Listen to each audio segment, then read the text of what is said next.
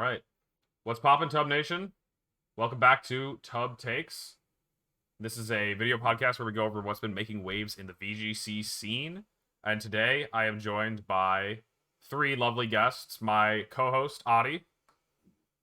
Hello, everyone, and welcome back to Tub and Takes. We've also got Abhay. Hey, what up? How's it going? And we've got ESM, again, if you're not sick of him yet. Dude, I'm gonna get a hater like Rajan. It'll be lit. I thought we had the opposite. There was somebody that like always gets love whenever they're on the show, and then Rajan always gets hate. I can't remember who was the person that always gets the love.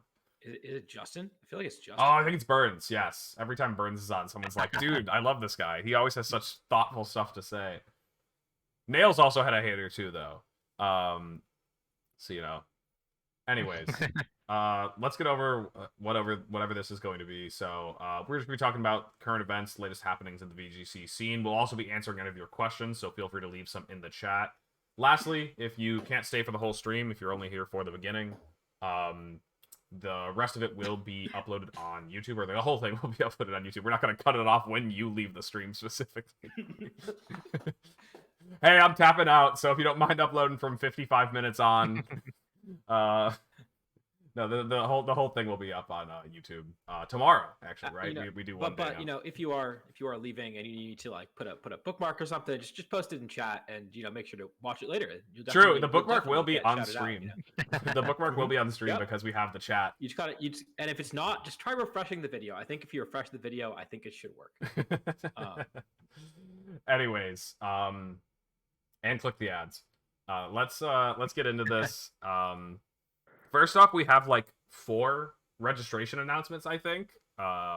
Specifically, I don't know if I have them in like chronological order or anything. I think Utrecht is like a third wave though. Also, my saying is that way.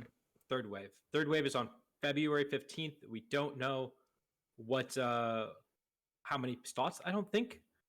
Maybe we do. I couldn't find a tweet for this one, so I just have the Victory Road page. But looks like it was already quite big, 670 Masters. It's a special event for everybody that doesn't remember the difference, but that does mean free entry and no prize money, right? So just championship points on the line here, but if it's in your region, you'd want to go to lock up an invite, lock up whatever you need to get to Worlds. So. I didn't know that was a thing, but oh, you didn't. All right, somebody's learned something. Yeah, no, the special events we don't have them over here, but in Europe and I think also in some of the Latin American countries, they'll do special events. Yep, and they used to do them in Asia when we had an Asian circuit, and they did it in Puerto Rico last year, as everyone remembers. Dude, Adi's waiting for the events that he can fly south to. I had so much fun at the Cancun special event that I attended, and I've been waiting to go back, and we have not had a Mexican event. Well, I think we did. We had a couple, but I have not been able to go to one. I finally been able to go to one, and I haven't had the chance to do so. Please, TPCI, start putting some Mexico City regional, Cancun regional, anything. We'll take it. Adi really wants to go to a Copag event very badly. He says that they are his favorite organizers. We have a question. Do you guys have days where you're just playing terrible, and how long of a break do you take that day? Honestly, I feel like it's you can get back to playing like probably after like an hour. Like unless you really don't have that much more time to be practicing Pokemon, like just go do something else. Literally play any other game. You probably do fine. Do something productive. Go wash your dishes. Go do the laundry. Come back. Just don't dwell on it too hard. At the end of the day, I mean, but you're probably just like practicing, and practice isn't healthy if you're, just frustrated. So, Yep. Anyways, Valentine's Day is this week, and who wouldn't want to be signing up for Orlando Regionals on Valentine's Day, 7 p.m. Eastern, bro? You're gonna be like at your dinner reservation. Like, do you give me 1 second? Like, what is this? I think we had Charlotte registration or Fort Wayne registration on Valentine's Day last year too. Like they've been doing this repeatedly. It's a regular thing. Is it always overload? I don't know. Did they do that? That is just too funny. Not much more to say about this one, but I think this one's also if you're watching on YouTube, it's like tomorrow, otherwise in 2 days. So coming up, what's the actual date on Orlando? Might tell me on this page. Orlando. So, you can go ahead and announce the date. I think it's end of April, I would assume, because it's the last Reg F event, right? It's April 12th to 14th, so actually sure. reasonably early April. But Okay, sure. so what I've heard is that so of course we had Charlotte, which was the biggest event ever. Inside source told me that the organizer for this event is trying to make this the biggest event ever. Okay. So I'm hoping that it's going to have a similarly high cap. I don't think Charlotte even capped. So we might see another 800 person event before Charlotte broke the record. Orlando broke the record in 2023 for the biggest event ever with like 780 players. And so I do not think this is going to cap immediately. I think this will cap at some point, but assuming that they actually have a cap of like upwards of 800, you should be totally fine. I forgot to ask for Utrecht, but for Utrecht and Orlando, anybody planning on going to these ones?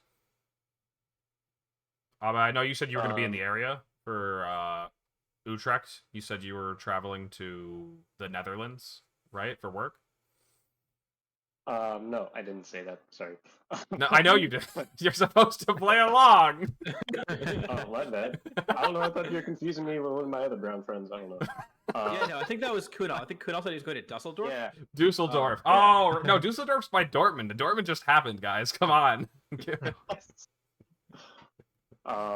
But I might try to go to Orlando. Flights are like $60 or something. Wait. So that probably plays into the cap. Dortmund just happened. How did Kunal do? How did he do? Like, why is he not on the podcast, bro? He might have like top cut for all I know. Yeah, Orlando is super cheap to fly to, like I said. If you're on the East Coast, honestly, if you're in the Midwest, everywhere. So it's gonna be a big event, and it's gonna be a lot of fun. It wasn't even expensive for me last year. I went to Orlando from Seattle last year, and it was a reasonable flight. I think it was like 400 round trip or something like that. So, it's a pretty decent place to get to, even though like the actual flight is like corner to corner of the states. It is still like pretty good location. All right, live flight lookup. We're still tracking the London flights, guys. I don't think I'm going. What did we say the dates were? April 12th weekend. Okay. Yeah. Yeah. How's it cheaper for you to go to London than for me to go to London? That's not fair. 218 if I fly Frontier. Bro, I went to Orlando on Frontier last time, and the middle of the flight, it wasn't like a turbulence. Like, we just hit like an air pocket and dropped like 20 feet at once, and it was like the scariest experience I've had flying. Like, the whole plane screamed. We were all just like, ah!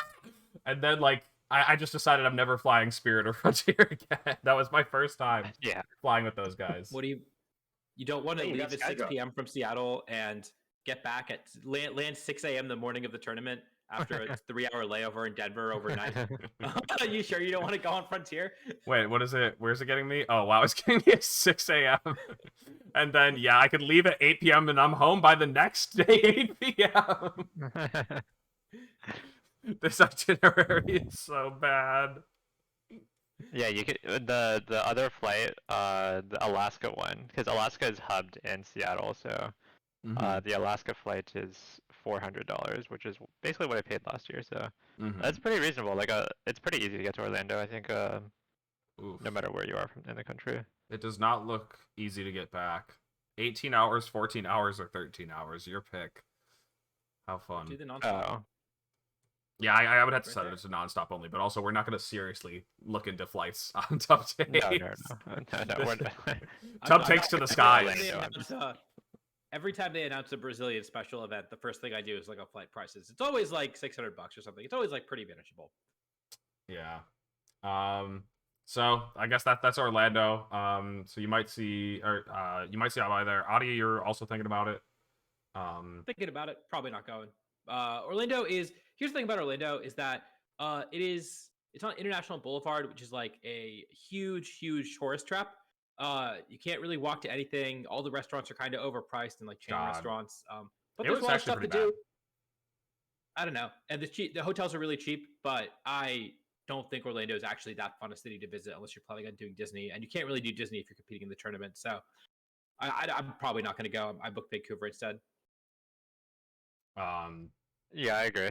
I think that is the one thing that out of the cities that I've been for regionals, Orlando was like one of the lower end ones because there like near the convention center there is just like nothing really there was to nothing. do. So It was just like literally chain restaurants too. Like you couldn't even eat anything interesting.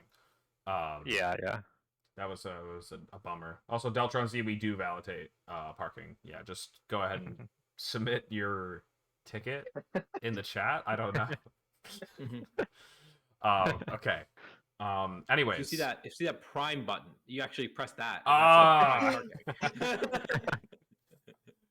Okay. Yeah. You can only validate it with a purchase, right? Okay. So we're putting London to the end because that was also announced, I think today, like not long ago.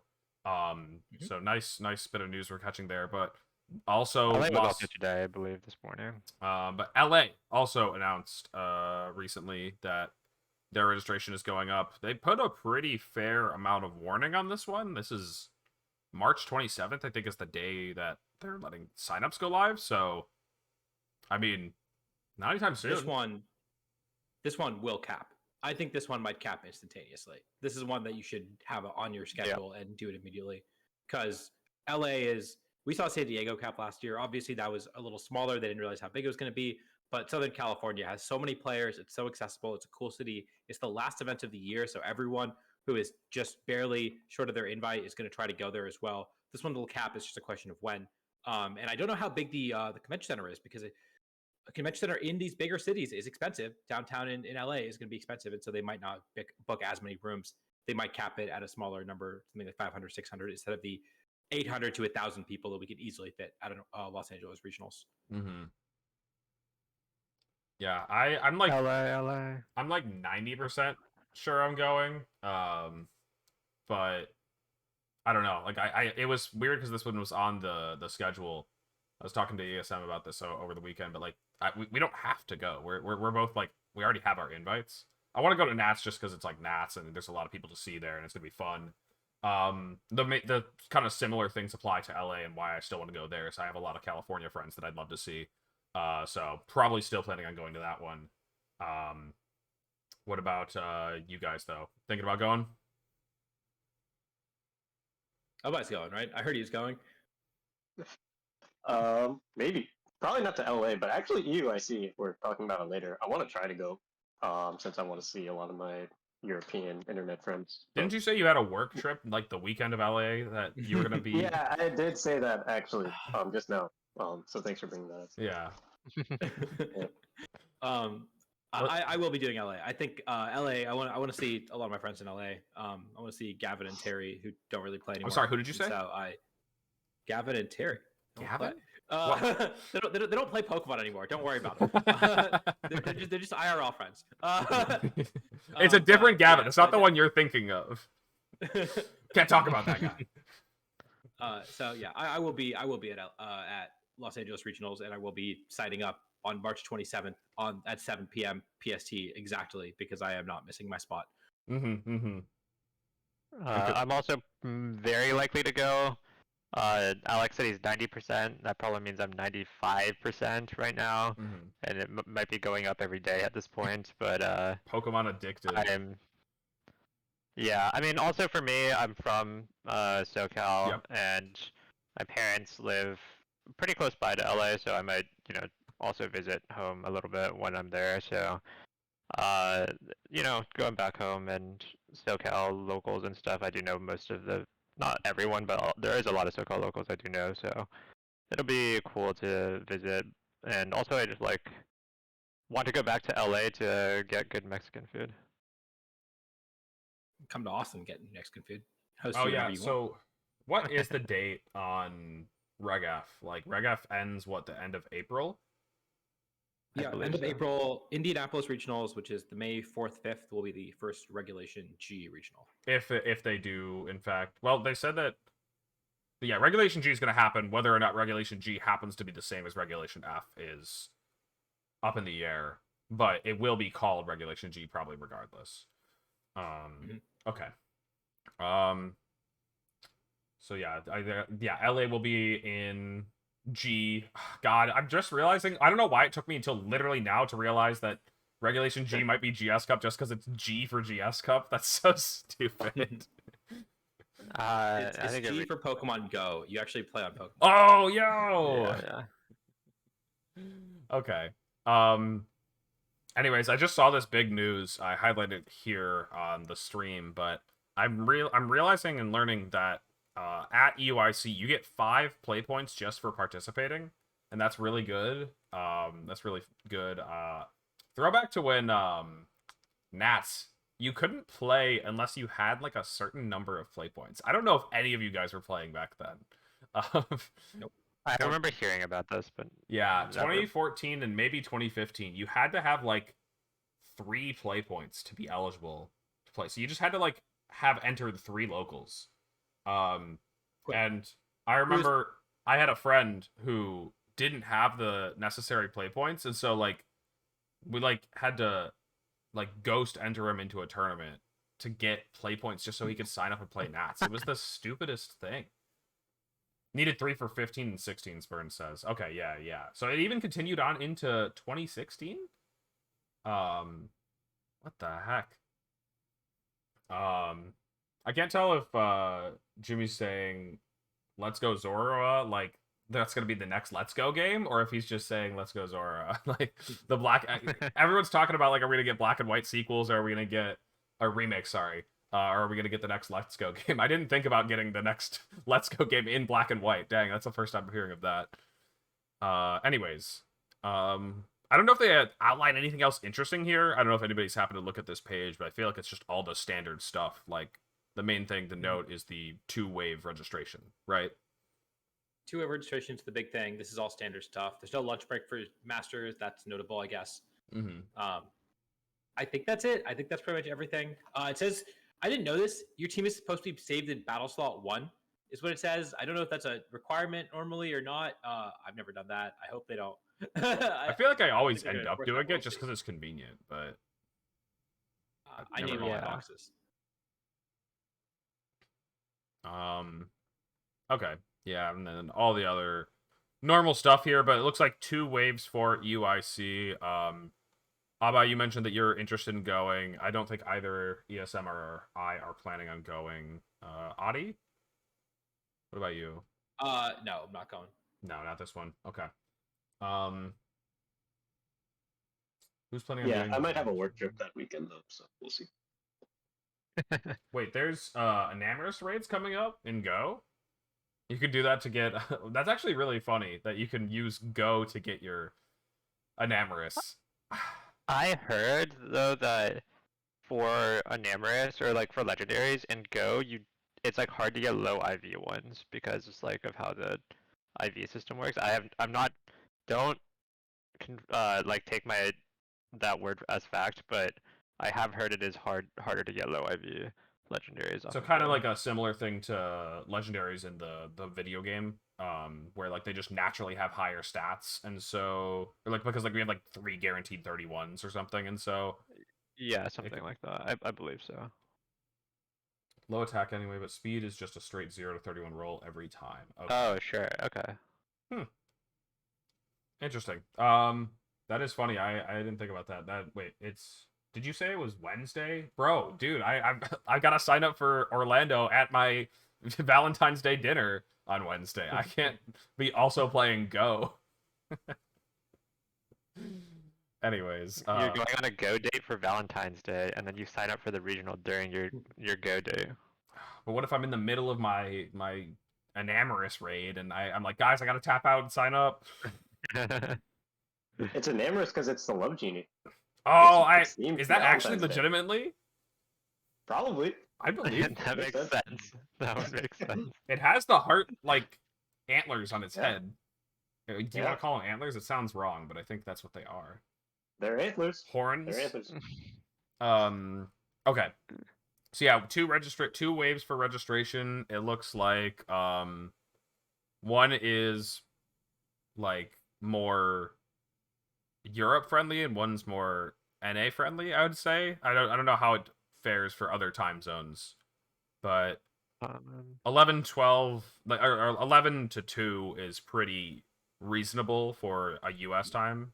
And actually 7 p.m. is also pretty reasonable for them over there. So that one's just kind of good for everybody. Um It, yeah, it's like 14 hours apart, right? Like I think that you're gonna hit most people with that. It's about as good as you can do. mhm. yep. It looks like it's basically one of the two will be friendly for every time zone, essentially. Mhm. Okay. So just 2 waves. I think they did 3 last year, notably, so that's like a slight change. Maybe just like cutting the amount of slots they have in half and just doing them that way. Because surely this has been all figured out. I don't know. So many events are like the LA one said that they don't even know how many slots they have yet.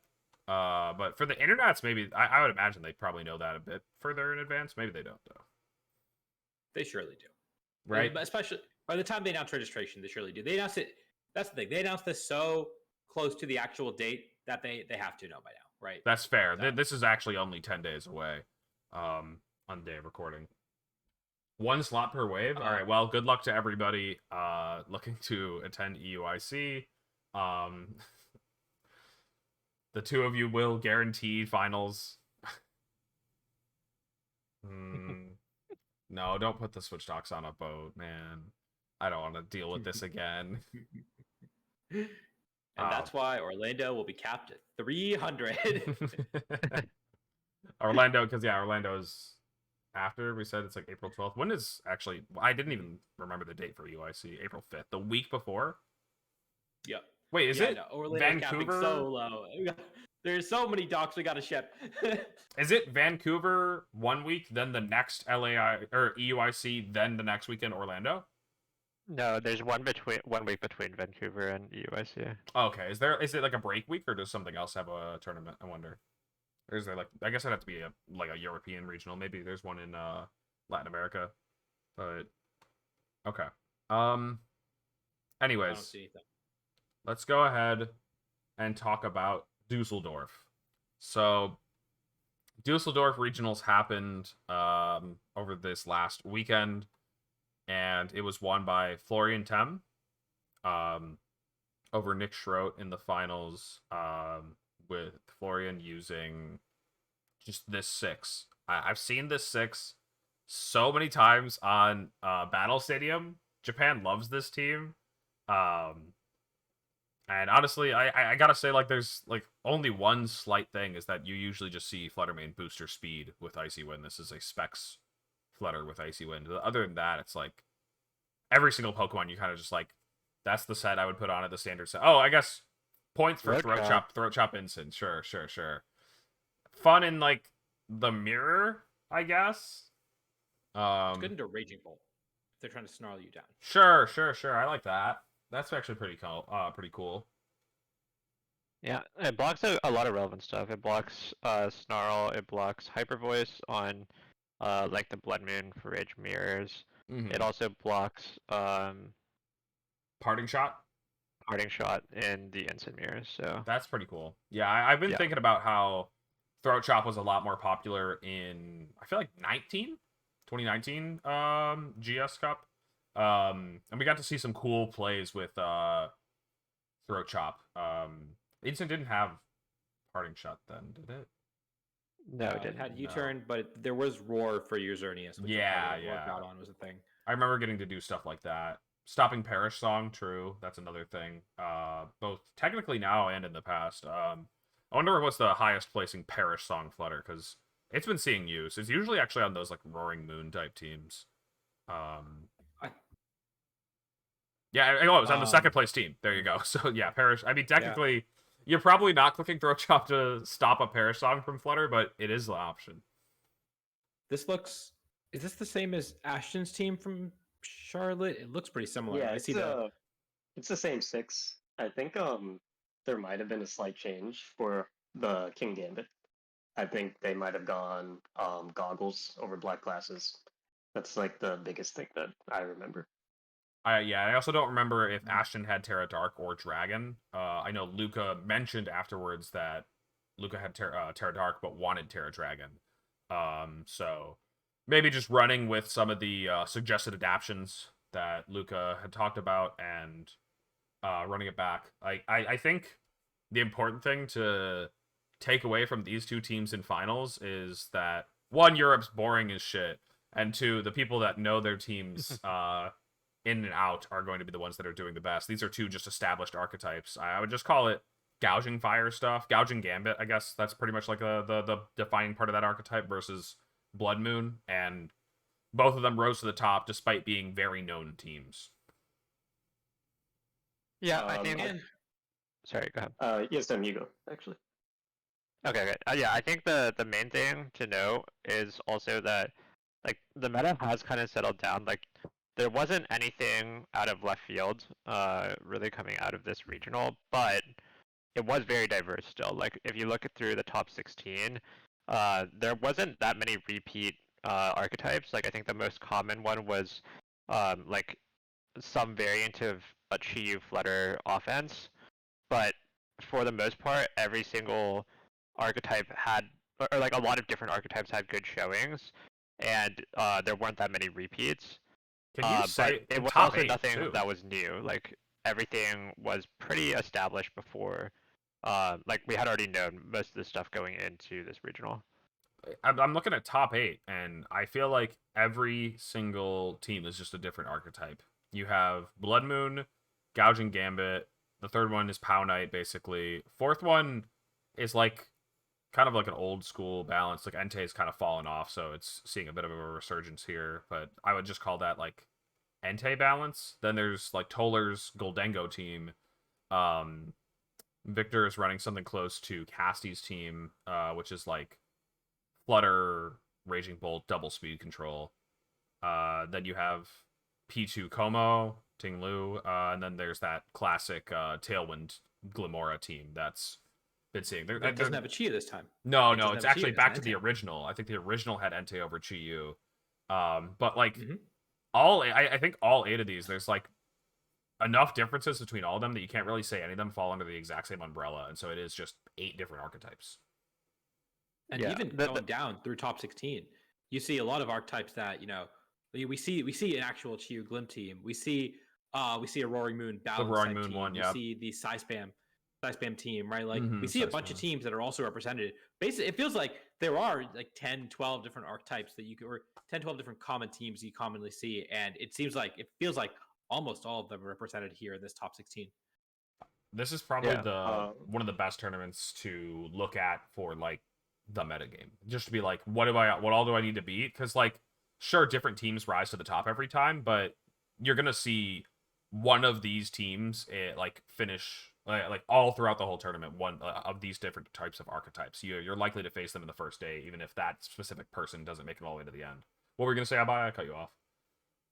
yeah, I have like a couple of different thoughts on this. One is I think the meta has gotten like not necessarily centralized, but the teams that we know are good are performing fairly consistently now. So at least to me, the main thing that I was looking for is which of those good teams were doing, like which ones performed the best, because there actually is like a little bit of a difference here between say this regional and what was the last NA regional? What was it again? Knoxville. Knoxville, right? So one of the biggest things that stood out to me there was the difference in flutter mains that performed at the top. So in this regional, from what I remember, Specs flutter main did about the best, I think, on average. I think it had like the most top 8s, etc. Mhm. While in Knoxville, that's where it was again, right? Knoxville, Booster flutter main actually did the best. And so, at least to me, that is like a little bit of a reflection of, say, like I see when Flutter in Knoxville doing really well, right? And at least in my experience, one of the best responses to that was a Specs Flutter main, because you trade pretty well into their own Flutter. They don't do that much damage. You do a lot of damage with your Terra. You do pretty well into like the Ursha Dark as well, and you normally run Dazzling Gleam on, say, like a Specs Flutter, while on a Booster Flutter you might not. And so this kind of, at least like, even though the teams are the same, it's almost just like the order of them reflects like the state of the meta, right? Mhm. And the second thought I have is I've seen, at least like in just various like circles, whether it's on Twitter and like Discord, um, that because there's just like so many teams that are viable, it can almost feel a little matchup roulette, He or said the it can buzzword. be He said the like buzzword. almost, yeah, the buzzword, like matchup roulette, which like comes up every single format. Yep. But I would argue that this format, more than a lot of the other Scarlet Violet formats, rewards, I would say, like player adaptation Mm-hmm. more than some of the other ones. So, for example, if we like think of Red E, the most common team that did well was like Tornadus Urshifu, and that really rewarded like lines, right? Like making sure you know your game plans into any of your given matchups, etc. While in this format, because the not necessarily like the power levels, but literally just like the pure flexibility of the Pokemon that are available. Like Ogerpon is an incredibly flexible Pokemon, Incineroar is obviously flexible, etc. Because these Pokemon are so flexible, it allows you to have multiple game plans into a given matchup. Whether it's like a good matchup or a positive or negative matchup, it's rare, at least to me, from like the sets that I've played or watched, that you have like something that's like purely auto loss. Like a lot of times, it's like, okay, even though this matchup kind of sucks, there's like things I can do, and Yeah. because you have like so much like flexibility in game plans, I've like really rewards like player gameplay flexibility, where it's like, okay, I can tempo like very aggressive into this matchup game one, game two, I can like maybe like because I've conditioned them that I've like been very aggressive with these turns, I can actually step back a little bit, play a little bit more defensive, let them overextend. So those are kind of just like my main reflections on just these results, this format so far. Those are my main thoughts. You're basically saying that people should kind of commit to what they enjoy, what they're good at, because it's very possible to overcome these like quote negative matchups. There aren't as many auto losses, like you said, and so the people that are rising to the top are the ones that are just very comfortable with their archetypes.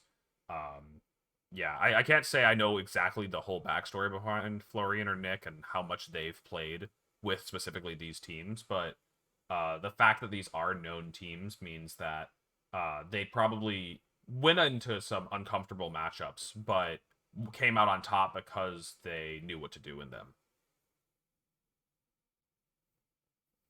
Yeah, and also Um, an element of that is about like being like you're gonna play a lot of rounds, and sometimes you'll pull like one really bad matchup, and you have basically like a little bit of leeway, in a tournament.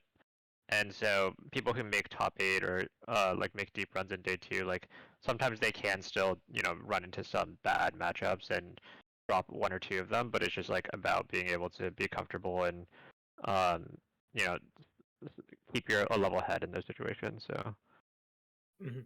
I feel like yeah, but we're talking about the auto loss sentiment or like the matchup roulette sentiment, and I think that even in a matchup roulette format, you're still only going to face. I think that it's honestly it feels like it's closer to, yeah, okay, 15 to 20% of the time I have a crazy good matchup, 15% of the 20% of the time I have an awful matchup, and the other 60% of the 60 to 70% of the time we're just playing Pokemon. And even that bottom 15%, you can still like try to play. You can still figure out cheesy lines. If you have a lot of comfort with the team, you know exactly what your margins are to try to sneak out or win, and you're going to pull it off against a lot of worse players. And so, you do only have to go 11-3 to cut these regionals. You can have an auto loss matchup and hit it twice and still top cut if you play well enough. And so, I don't think that the sort of the quote unquote matchup roulette is actually that big a factor. When I do think that most matchups, like you said, are just very playable. Mm-hmm. Yeah, I think as Gunn said, this matchup's rewarding experience. I think that's a good way to phrase it. And yeah, I wanted to pull up specifically the winners run to see if we could find any like notable examples. They took 3 losses. Hard to say that this team from Roven is any archetype at all. It's got balanced tools, but like there isn't a Lecky and a Rockwooded, so don't really know what to file that under. But then in day 2, lost to Sun and from Michael, and then from Carlos. No. Francesco lost to the Toller team. Golden Go is supposed to be kind of an annoying Pokemon for some of these Ursaluna teams, as far as I know, and so that one makes a bit of sense. But if you look at the first day, they went 3-0 against Golden Go, So it might just be like, come down to specifically the player. Yeah, Burns is also pointing out that they didn't play any Among Us. Is that like literally any Among Us? I think he's right. Yep. Yeah. That's just crazy. You could just I mean, what was Among Us? I should pull up the top 12 picks. Oh yeah, I want to say something that's cool about this regional, like, was, well, maybe not cool, but something to discuss about this regional was the day 2 usage rates. We saw Flutter drop to below 50%, which has been the first time in quite a long time it's happened, and it actually went to number 3 in usage behind Urshifu, Dark, and Wellspring, and we saw the winning team. It was Giraffe Bloodman, but the other 4 Pokemon were literally the 4 next highest Pokemon in usage, so. Yeah, you're right, huh? It was just the big 4 there. They have the Flutter drop a lot on stream. I mean, yeah, it being below 50 is pretty funny. I don't know when the last time it was below 50. I just don't think that a 57% to 50% drop is actually all that significant. It's not that big, I'm not. No, it's not. It's not. But, like, it's not necessarily about the actual drop off from 57 to 50, but it was passed by guys. Pokemon. Guys, Like, I want to warn 3 everybody.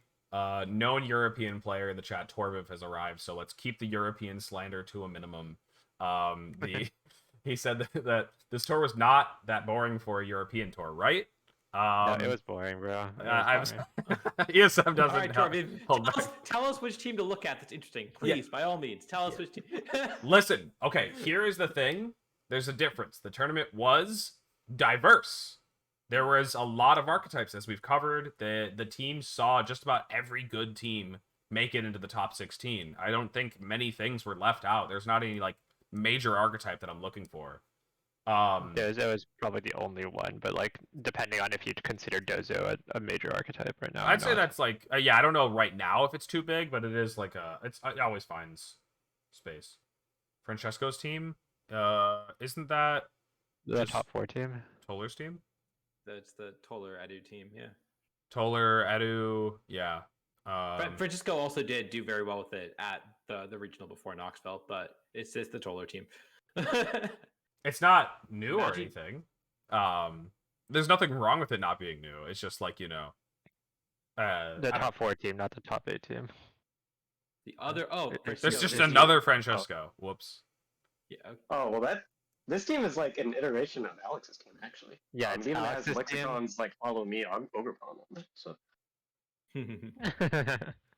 Yeah, this is I mean, I'm looking at it and just seems kind of like a bit of a different take on some teams that we saw earlier, but like yeah, nothing specifically like this has seen usage. I do think Burns has a good point. It is just Rinya's Sun.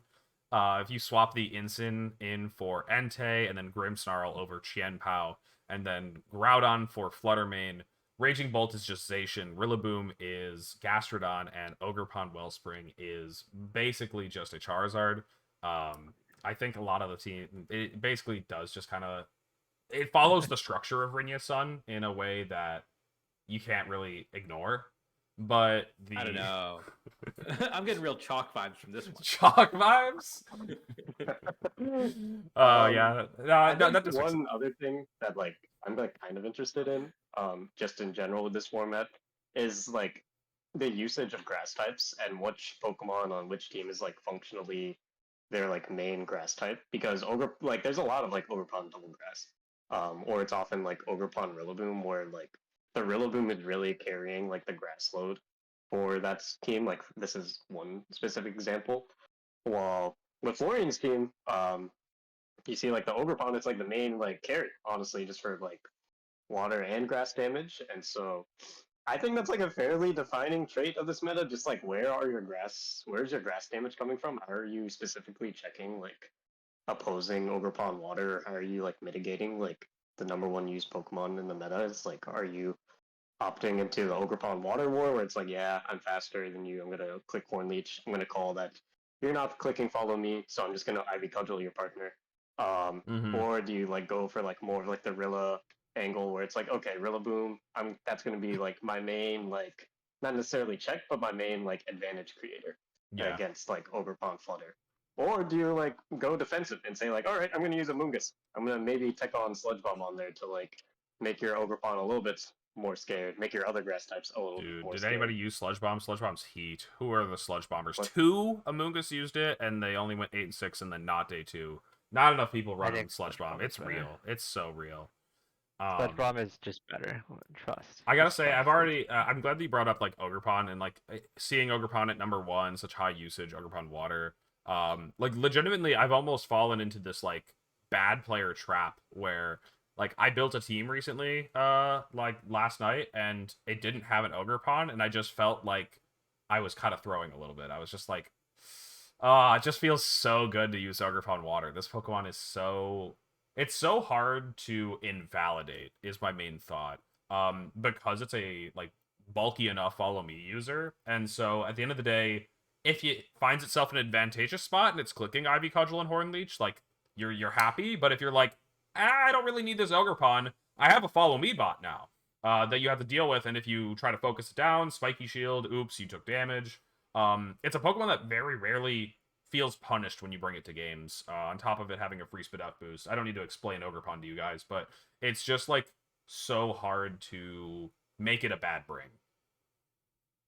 Yeah, I would agree. There's been I'll let more you go. attempts to try to like mitigate it for sure, though. I would say. Mm-hmm. Sorry, Abe, if you want to finish your thought. Yeah, I would say like the main way, it's almost like mitigating in general, right? But the way you beat it is by playing better against it, or specifically just like taking advantage of like the player tendencies of how they like to play that specific Pokemon, and even honestly, like not necessarily like player tendencies, but like larger meta playstyle tendencies. So like the biggest one with Ogerpon is that no one, or I don't want to say no one, but it's like a lot more rare to click follow me with that Pokemon, right? Mm-hmm. It's explicitly there as like a threat that could be clicked, especially against other Ogerpon. But it's very common that you just see people not click follow me and kind of greed for their own Ivy Cudgel or Horn Leech. And then that kind of like creates like a weird dynamic between in the mirror where it's like, oh, okay, are you gonna follow me? Or are you gonna follow me? Or am I gonna follow me? Which one of us is gonna click Horn Leech? Which one of us is gonna tear Ivy Cudgel the Flutter Mane? Like, it's an interesting dynamic. They There's do like the mirrors are actually pretty crazy. Like even though it's a Pokemon that could just speed tie itself, the fact that like you don't want to be the first one to blow Terra, but then if you ever do blow Terra at the right time, you just Oko that Flutter Mane, break open the mirror. Like there's so many cool ways to play it that I don't really mind it. Again, I've said this before, but it feels like one of the least toxic top usage Pokemon. But obviously it's still just, as I mentioned, very hard to invalidate. So maybe some people find that annoying, but I've just never been bothered by Ogre Water in my personal experience. So at least that's something I don't mind. I agree. I have two thoughts about Ogre Water. So one, I think it's also interesting because generally speaking, Ogerpon is never really trained the same way. So even in the mirrors, they don't really have like the speed tie can come up if you like copy the spread from the same place, but for the most part, they actually don't speed tie that often. It's like they are trained in such different ways that like every Ogerpon generally has a different speed stat. Um, the other thought is that like Ogerpon is or sorry, Rillaboom also is seeing like a lot of or did see a lot of success this tournament, and same with like Raging Bull had a huge day 2 usage, and I think like part of that is because those are two Pokemon that are really really good into Ogerpon because Ogerpon can threaten them for big damage, and it can pressure they can pressure Ogerpon's partner very well. They didn't do well in general, but I just mean like in top 8s. There was 3 in top 4. Mm-hmm. So um, I do think that Rillaboom is a Pokemon that has always been very good and has seen like a very significant drop in usage, and in part because of Ogerpon water taking up a lot of that grass equity in teams. But I do think it's very good into other Wellspring teams. So I think it should be seeing more usage. I don't really know why exactly that Rillaboom has not really seen a huge rise in usage. From my perspective, I feel like it's being underutilized a little bit. Mm-hmm. It did get 3 of the top 4 slots at this regional, so I'd say people taking notice. But yeah, and if they hadn't yet, they will soon. Burns, honestly, you've got a lot of tub takes in the chat, bro. Why aren't you in the call? I'm loving it. You know, I'm loving the takes. I want to highlight his older message because I wanted to bounce back to it. It said the way to beat Ogrepon is to Surging Strikes its partner. I do think that is kind of like what Abhay was saying. Like, you know, you just keep Ivy cudgeling the other slot, greeting for damage, and because you're like, you know, saying, what are you gonna do? Click follow me? And honestly, you see that happen a lot in the mirror because getting the follow me turn wrong is usually like more dire, more drastic. If you just take a Horn Leech and then another attack and you lose your Ogrepon, and they, you know, they still have theirs. You've only you've only damaged their Pokemon with one guy. You're only doing one offensive attack. It's just so much easier to like put on the you want to put on the pressure, put on the gas by going for 2 attacks, like, you know, your Specs, Fluttermane, Clicking Dazzling Gleam plus an Ivy Cudgel. It just feels a lot more active. And so yeah, follow me is almost there just as a like open team sheet, like pressure tool, like, hey, you gotta respect it. But I think one of the best ways to deal with it is to just not respect it. You know, like if you have that Urshifu, just Surging Strikes the partner, because like at the worst, you know, maybe you're just trading one move for one move. You got to calculate, you know, in the long term, is that a worthwhile trade for you? Maybe you lose your Urshifu, but you get some big damage back. But it is just usually pretty easy to call them out on either greeting and not clicking follow me, or if they click follow me, you are trading one move for one move, and that's not too bad. I saw a meme the other day. Oh, sorry. Go ahead. Oh no, say the meme. I'm curious. What's the meme? I don't know. So you know, like the bell curve meme where it's like, oh yes, yeah, there was the bell curve meme on Twitter, and it was like on one end it's like, I won't click Surging Strikes because they're gonna click follow me, and then in the whole or sorry, I click Surging Strikes or whatever, and then the whole middle was like, oh, I don't click Surging Strikes, and then it's like the top of the bell curve is like, yeah, I just click Surging Strikes or whatever. It's just like, I love those types of memes. It's so funny. Yep. Yeah, I mean, no, that's like literally what's happened because, you know, there's that one phase where like all the Urshifu players were better than the Ogrepon players because they would U-turn the Ogrepon for like 50. And then everyone figured out that was the play. So they started Ivy cudgeling the Urshifu slot on the U-turn and then just like shit on whatever switched in. And now we're back. We're back to, okay, let's just Surging Strike them because they're going to Ivy cudgel me. So I definitely agree with that meme.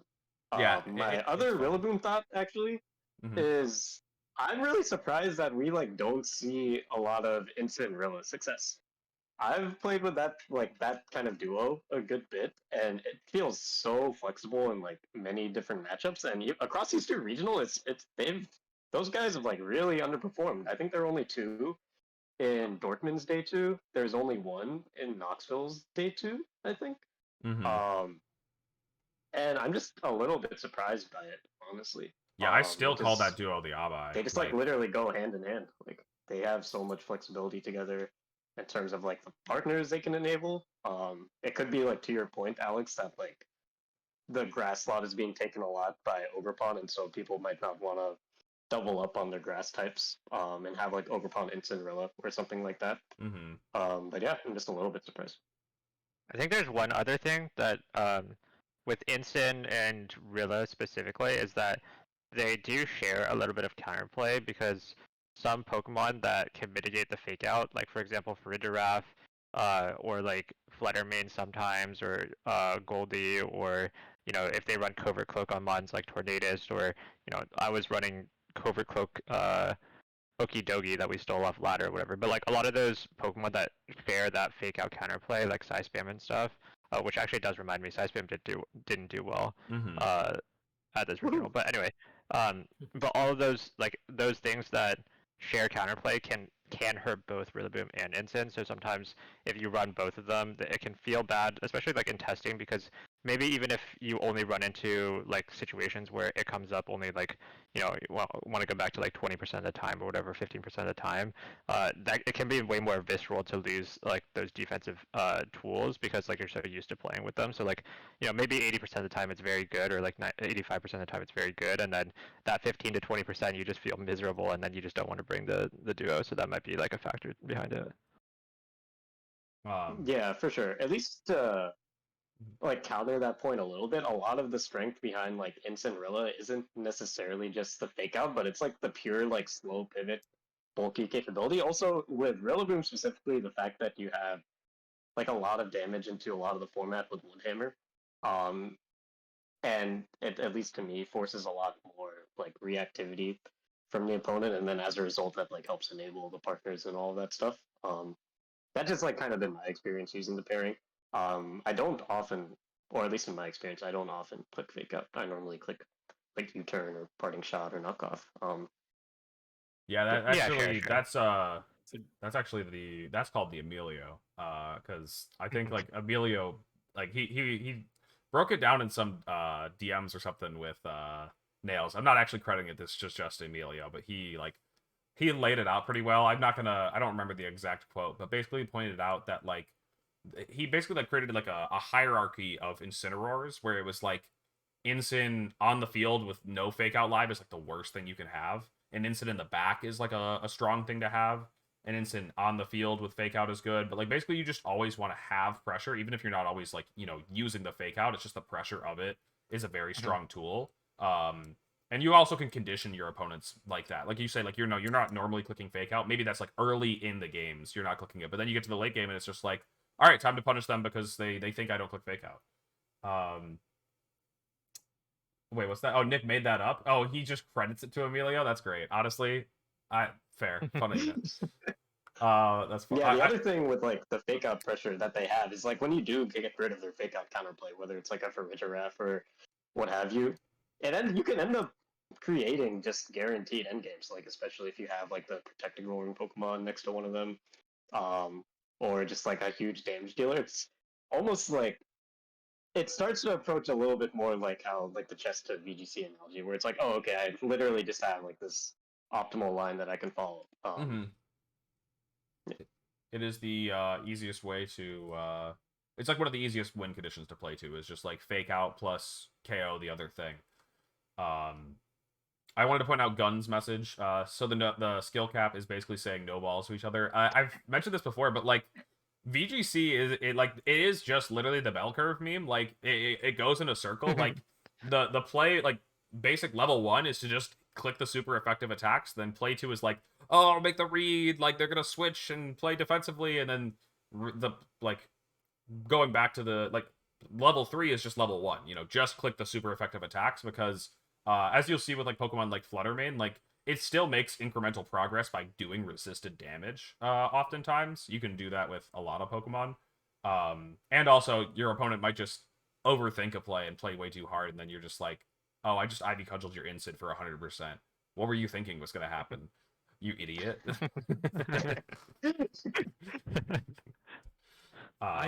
For what it's worth, I think that when I've watched top players play, especially with Pokemon like Ogre Pond, I think that they actually click follow me more than players who are my level will click it, just because they're confident that they will win the game, even if they don't 100% get the turn right and they only get an okay turn right. As long as their Pokemon doesn't take an Ivy Cudgel, they're gonna win, and they're confident they can outplay over a longer game. And so, yeah, I genuinely think it's the opposite. I think the best players are going to say, no, please, by all means, click Ivy Cudgel or click Corn Leech. Like, I'm going to win regardless. All I need is one attack. I've calculated it all out. Yeah, if they've set themselves up for that position, that's usually when things are like, that's like a bit of a later game scenario I find often, you know, whereas like in the early game, that's where you're pushing for those advantages, getting the turns right with your Ogre Pond. But yeah, if you're in a late game and follow me locks it up, of course you're just going to click follow me. Yeah, even in the early game, I see players click follow. I was watching Justin Tang's replays before Charlotte. He clicks follow me so much more than I do, and I was like, yeah, all right. I mean, he's the one who did the best of the team. Yeah, this actually reminds me when I was at the local this weekend talking a bit with Mont. He talks about how Twitch chat cannot understand a read for their life. Like if they see like Eric Rios go for body press into the ghost type, they're like, this guy is so dumb, what is he doing? And they're like, I would never make that play on the live stream. And then it's just like, okay, I guess sorry that things are above your pay grade. Like sometimes they would never make that play on the live stream because they would never get to the live streams. So no they would not. You know, I'm pretty sure that the player on the live stream just did not know that fighting the ghost is immune to fighting. I just think they didn't know that. That's probably the most plausible explanation. Burns, that tweet where whoever said it, I don't care about saying it publicly. The one person that was like, Wolf close combating their Ursaluna was one of the best plays I've ever seen in my life. It was just like, bro, I don't know if you know this, but since like Gen 7, a game tells you what attacks are super effective. You don't even have to know that one. You can just click it and it'll be like, this is where you should close combat. The game played itself, bro. That was True. he was fighting It the just normal depends on the gym frame of leader. reference, you know. It's like, what if the last play they saw was like close combating a ghost type? So it's like, wow, this really is like the best play I've ever seen. It's like I'm really getting a lot of like good vibes from this play compared to what I've seen before. So you never know. Yeah, Shady Tiger points out that also sometimes the chat will be blown away by a read when it was more like a cover. Like they'll go for an Ivy Cudgel into the Rillaboom and a Flare Blitz into the Rillaboom, and then it switches into Instant, and they're like, "Oh, they called it! They went for the Water type into the Fire type switch in." And it's just like, no, I just took a guaranteed KO in that slot, and they're just like, no, it was a read. It was a read. No, that was in my finals versus Riley. I remember I heard the crowd pop off when I like taunted the Amoonguss slot. I like Flare Blitz the Amoonguss, or I Flare Blitz the previous slot like into the Ursh the previous turn, trying to call the Amoonguss, and then I taunted it in the next turn.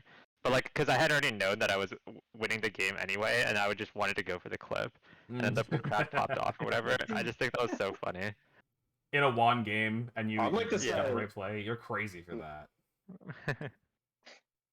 I'd like this idea of like reads slash just like categories of plays.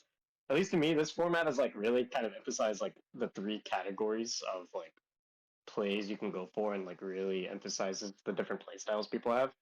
And it's almost a spectrum where it's like not necessarily levels, but say like one category is like, oh, okay, I'm going to play very defensive this turn to try to get my opponent to like overextend. And then because they overextended, they're like fucked. Like, oh, okay, now I have an advantage. And then there's the middle where it's like the mid ground, where it's like, oh, okay, I'm just going to make this play. We're just going to keep playing the game of Pokemon, and then I'll try to win eventually.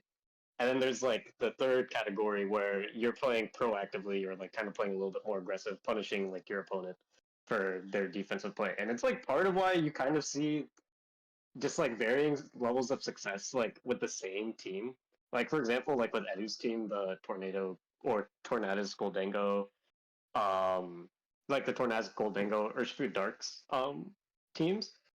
It's not even just because of like the matchups they run into. I feel it's also just kind of like playstyle to playstyle and how that like interacts. So one of the biggest examples from this weekend that like I remember, I think on stream, like Pardini, he played against Eric Rios. The matchup is already like very good for Eric Rios because they struggle with Goldango, but there are like a lot of situations where Eric Rios, he was trying to force Pardini to like play defensively, like with Goldango. He would like have a Shadow Ball, like a spec Shadow Ball in front of the Goldango, and be like, yeah, you're gonna protect, so I'm gonna try to take advantage of that and target down the other side. But then Pardini, because I think he's like a little bit known to be like maybe a little bit more of an aggressive player. Maybe I'm just assuming there. Mm-hmm. A lot of times he was like, no, I'm not going to protect. You're an idiot, Eric Rios. I'm actually just going to take advantage of like the pressure you're trying to create and capitalize on it, and extend my advantage even more because I'm actually just playing very aggressive into like these different pins that you're trying to create. So yeah, I watched that know, set as well. I remember seeing that anytime that Eric tried to get any sort of edge, he was just on him. He wasn't letting Eric, make any kind of like calls against him. And that definitely like a player to player, but also matchup to matchup, is like an important thing to note. You sometimes players have to play more aggressive in a negative matchup. And so yeah, like that matchup was just like super tough for Eric. I actually like it made the team look so bad. Like he made top 8. I actually didn't get to watch the rest of his run. He went 8-1, I think, in day 1. But that was like the only loss, and like so he was just crushing everybody else. I should actually pull up his schedule. But like that matchup, I was just like, how is this team bringable to a tournament when you get made to look like that on stream against just any Golden Go? But honestly, we're probably gonna look at Eric's schedule and see that he beat several other ones. He probably just got a little bit diffed in the matchup there. yeah, I think he beat 2 other Goldingos actually outside of Francisco. Looks but like then it. Francisco did he did Actually, make no, top he 8, beat so he's 4. obviously just, He like, beat playing 4 pretty other well. Golden Goes. Francisco didn't just go top 8. He went 13-1. before losing a top 8. He had a crazy run. So yeah, I think that team is like, I don't know. I looked at, I remember I could talk more about Eric's team too, but I remember I think I said Pardini's team is the team that is the Toller team is the one that's most likely to not be present in Vancouver, to kind of fall off a little bit as the meta develops in this kind of break period that we have. But he went 13-1, which is maybe it's more consistent than all the other teams if you just play it right, because you win a regional and then go 13-1 the next one is pretty impressive. Mm-hmm. Yeah. Yeah, I think Edu was like the first person to use that 6, or at least the first person that I knew who like really popped off with the 6. And like on that note, I feel like this is the most popular an Edu team has ever been. Or at least the most widespread an Edu team has been. Like a lot of times those teams are like very catered to his play style. Like when you watch him play, you're like, man, really only this person can like do well with the 6. Like I can't imagine anyone else using this. But this team, it's like everyone, or I don't want to say everyone, but it's been very popular. It, like Toller won with the same composition, even though I guess they were saying they were approaching a similar team. You saw like several players here, or even at Liverpool use a similar comp. So, well, yeah, I would never. Funny story. I would never give credit only... for a team that I got from somewhere else. It's my own idea, man. I had the idea too. It was in my builder already. Oh, you're the person who built Parish in Series 2. yeah, bro.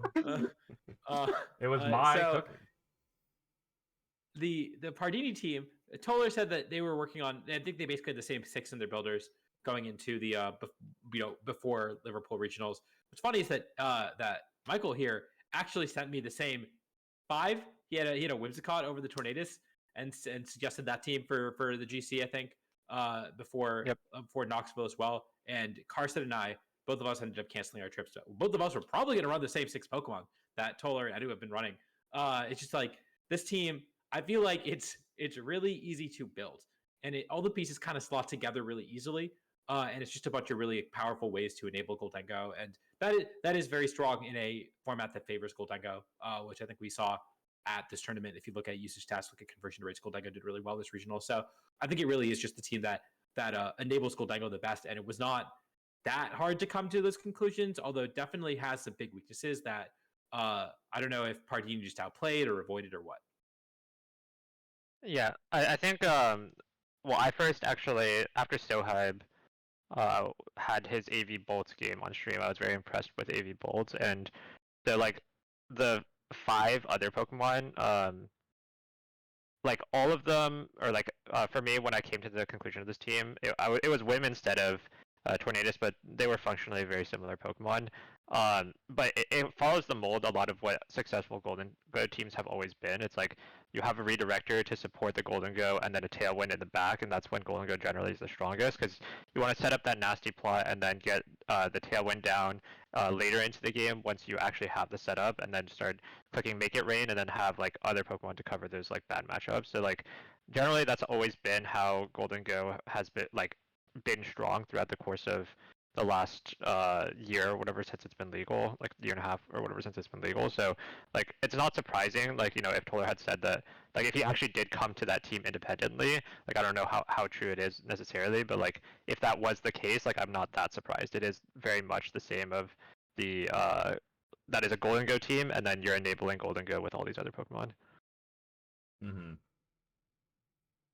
It is just Torn and Ensign, and yeah, like there's a lot of like the typical enablers. So if you want to put it this way, like so normally Golden Go teams don't run Fluttermane since they step on each other's toes a little bit, but like the other Pokemon, you have Urshifu Single Strike, which was the or Wellspring, which was the highest usage, then Single Strike, and then also Bolt and Ensign, which were basically 4th and 5th in usage. So you're taking 4 out of the 5 top usage mons. I think Torn is actually the 6th highest usage mon. So you're basically taking 5 of the top 6 and replacing the Fluttermane with a Golden Go. So like, you know, you can say that it's like, you know, innovative team helps. Well, Golden Go, okay, but, like, listen. Just like the most well-rounded. I would argue that this is basically just Anton's team from Portland, because you just took Reggie Drago and said, well, I want to run a different Pokemon that forces out Terra Fairies. Let's run Darker Shifu. And so Golden Go, you know, going to punish the Terra Fairy, Darker Shifu going to bring out the Terra Fairy, and then Raging Bolt for Screamtail, you know, just protosynthesis for photosynthesis. You know, the photosynthesis for Yeah. photosynthesis. So, yeah. It's interesting you say that because I actually think that Anton's team is basically just Rinya's son. I mean, you've got the Grimmsnarl and the Screamtail. You've got the Goldengo, which is the Incineroar. You've got the Incineroar, which is The Charizard. The basically Charizard. Grimmsnarl. Yes. Drago is basically Zacian. Yeah. To talk about, I guess, like other teams, I kind of want to give like ESM the floor as the resident like Komodo truther, since Komodo is finally doing well again with Scotch Tape's team that Eric Rios and Alex Gomez have been using, and yeah, I just want to kind of give you the floor to talk about like I guess why Komodo you think has been like functioning really well there. Yeah, I think so. The team that I used throughout Reg E and start of Reg F as well, I brought to Portland. You can't take it seriously after looking at the team I pulled up. Bro, this is Alexander Becker, by the way. Is this not the person that used Meowscarada, Gallade, and Iron Valiant, like, all on the same team? I'm almost certain this is the same person. Alexander Becker, you gotta keep doing it, bro. You cook. I love it. Yeah, this is insane. Anyway, Pear's song was soundproof, by the way. Anyway, I'll pull up the picture. no, so I think similar to what I was running, T-Tar and Tinglu fill similar roles. I think they have similar strengths and similar weaknesses. And Komo with either of those Pokemon provides a lot. Like they share or they cover each other's weaknesses very well because Tinglu's weaknesses tend to be from water and grass type Pokemon, and then Komo's weaknesses to fairies or like strong special attackers. And Tinglu and T-Tar both can cover for like those matchups, and so a lot of the time they are a natural good pairing together. I think Komo doing a little better than I would have expected because we are seeing a rise in Golden Go, which is normally Komo's like worst matchup. But overall, I think the Pokemon is still in a strong spot. Like the thing that I've always valued about Komo in general over other like body press, iron defense body press users like Registeel, for example, is that Komo often has a lot more pressure on the field like instantly. You can get kills at +0 if it's super effective. You can get a lot of neutral kills at +2, and like at +4, you're basically killing the entire metagame. So like you don't need as much setup, and so like on teams that aren't dedicated towards like the setup aspect of the game, like if you're not playing around screens or like around like a Sinistral or something, like you and you're playing more towards like a balance, although this is more of like still a slow team, but like more of a balanced approach where each Pokemon needs to pull its own weight. Komo definitely has more value over the other Iron Defense body press users. It also has like a notably really good matchup into like a lot of top Pokemon like Ogerpon Wellspring, like Fluttermane after Terra, although like you can say it's a little bit more iffy because it does rely on Terra, but and like Instin, for example. So it does do quite well, and I think this team in general is really strong in theory, I would say, but in practice it does have a little bit of the issue that has a lot of slow pieces, so you are at the mercy of your opponent to like they're always going to be able to click moves into you, and so like if you can not get crit or like not get out tempoed in certain situations, like the team can be very strong, but it does also have the issue that if you end up getting crit like Eric did, then you can just lose the game. I was gonna say that is how he went out, right? And like it's just not really something you can be too bad about. I talked about this in my GC presentation, but like Registeel was my example for talking about teams for the Global Challenge. Como kind of, and Porygon too. Certain Pokemon like this that try to just lengthen the game to infinity. There's a certain point where you can't be too upset that you're getting lucked, whether it's getting flinched by Rock Slide after giving it so many opportunities, or if you're Thunder Wave paralyzed for so many turns, you're gonna get paralyzed eventually. If you're letting your opponent hit you with 20 attacks before your Pokemon goes down, one of those might just be a crit, and that's like not unreasonable. Yeah. I learned that the hard way playing Zygarde back in 2019. Right. You spent 15 15 turns setting up, and you have 15 chances to get crit. It sucked. it was a pretty common thing for like Grimmsnarl players in Sword and Shield too. They would always be like, "Man, I got crit. They G-Max Wildfire me and crit me. Like, what the fuck?"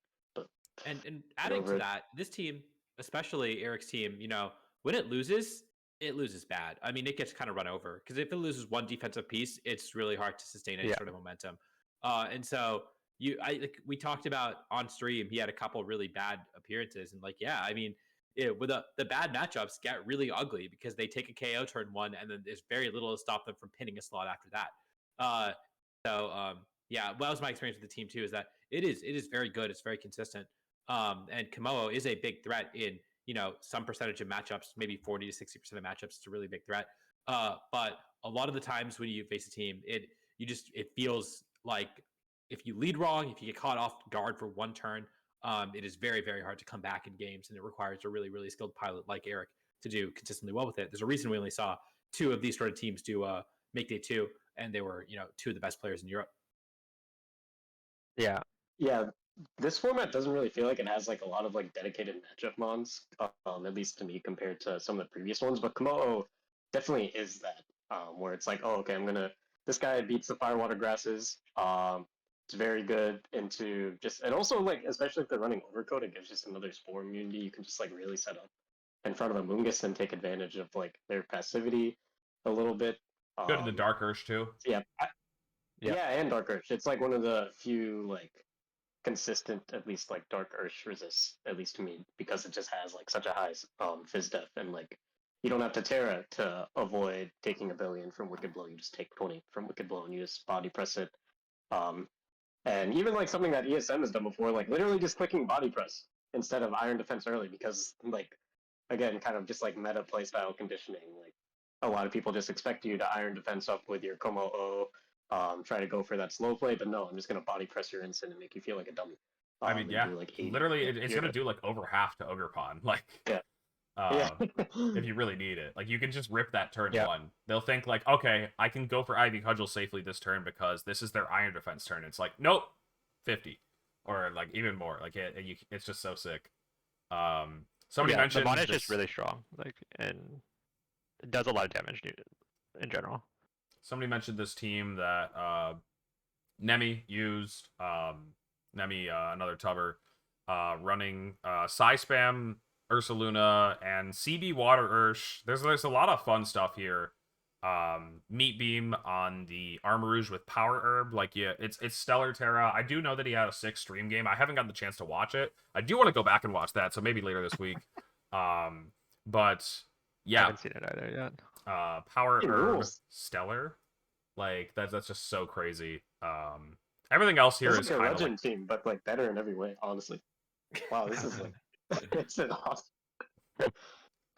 Honestly, also another thing is it doesn't really look like a DD Moon team, but like it's on the team. It's a Pokemon that is on the squad, and I believe Nami finished like 10-4. Yeah, 10-4 top 32. Really cool. Different approach. Has the Trick Room and Tailwind options. It's definitely a team where if I saw this, when I get handed the sheet, I don't have rehearsed lines into. I'm definitely figuring out what I'm supposed to be doing on the spot. This is some pretty devious looking stuff. I love it. This team kind of makes me want to go on my soapbox a little bit. This is like a little bit of a hot take. Actually, no, this is a hot take. I really like best of 1 practice for this format. I feel like with the best of 1 ladder on Showdown specifically, I've gotten way better practice than the best of 3 ladder. A lot of times when I play the best of 3 ladder, I'm not gonna lie, some of y'all are really bad. Like, some of you guys just make like really dumb plays that don't make a lot of sense, and it doesn't like contribute to my practice that much. Where like when I'm playing the best of 1 ladder, I'm focused way more on myself. I just like assume what my opponent has, and if like I'm wrong, like if they're belly drum Iron Hands and I lose, I don't really care that much. But it just like plays into like what I was at least talking about earlier, where at least for me, the best of 1 ladders helped me just like think a lot more about my own play style, and because there's like there's a much wider variety of matchups, it has helped me practice just like adaptations, or just like if I see something weird as shit like this, because I've been playing the best of 1 ladder, this isn't that bad. This is like just another day at the office. Like Terra Fairy Ursaluna, yeah, go for it. I've seen worse. Like Meteor Beam, Endure, Stellar, Armor Rouge, like I've seen worse. So. Yeah, no, I get what you mean though. It's just Like- like it teaches you to play to your win conditions in a variety of matchups against a much wider array of teams than what you'll see on the best of 3 ladder. I've also been having a pretty good run on the best of 3 ladder right now, where every time this happens, I think it was even before Portland, I had a really good run on the best of 3 ladder, and I was like, is everyone just bad on this ladder? Like, what is happening? Like, Literally, like I'm not even joking. Some of the people on there are just like really bad. And there are times where I'm like, I do not know how you got this high. If someone's like pretty high on the best of 1 ladder and is like doesn't play the best, they're like 1800s. A lot of times it's because of their team, and that's like not that big of a deal because at least I'm like getting experience playing into a team that's weird. If I play someone like high ladder on the best of 3 ladder and I waited like 3 minutes to play this like shitty like best of 3 set, I'm really annoyed. Like it takes a long. This just turned into a whole separate rant. It like takes a while to get like a set on the best of 3 ladder. Yep. I want at least just like good practice out of it. So Yeah, I'll say it. If you're on the best of 3 ladder, and you're in this stream, we are talking about you. Sorry, sorry to break your you heart. specifically. Yeah. Eye contact. You specifically. You're the person accused to Abhay after he had to wait 4 minutes and he had a 300-point rating disparity. Kick your butt. I'm sorry. Literally, it's annoying as shit. In fact, it happened 15 minutes ago on Tub Takes. He was not paying. He was talking while he was playing. That's how little he had to pay attention while beating you. Yeah, when we were talking about Orlando flights, I literally, I just queued up a set. Yep, of course, as you do. We're all playing sets. This is not. You're not special. Let me open up my Showdown tab. Roaring Moon also, I think, is a very interesting Pokemon. Coming back to this, I think Roaring Moon, flying damage has always been something that is hard to come by just in general. Ever since, we saw like whenever you can easily get it, it's something that is always broken. So like when Mega Rayquaza was around, whenever we had like Z whatever. I forget what the move is called, but Supersonic Sky Strike? Supersonic Sky Strike, yeah. And then, during the Dynamax era where it was the easiest to get of all time was... God, bro. With the best effect. Airstream. With the best effect. But flying has always been, arguably the strongest offensive type. At least one of the strongest offensive types.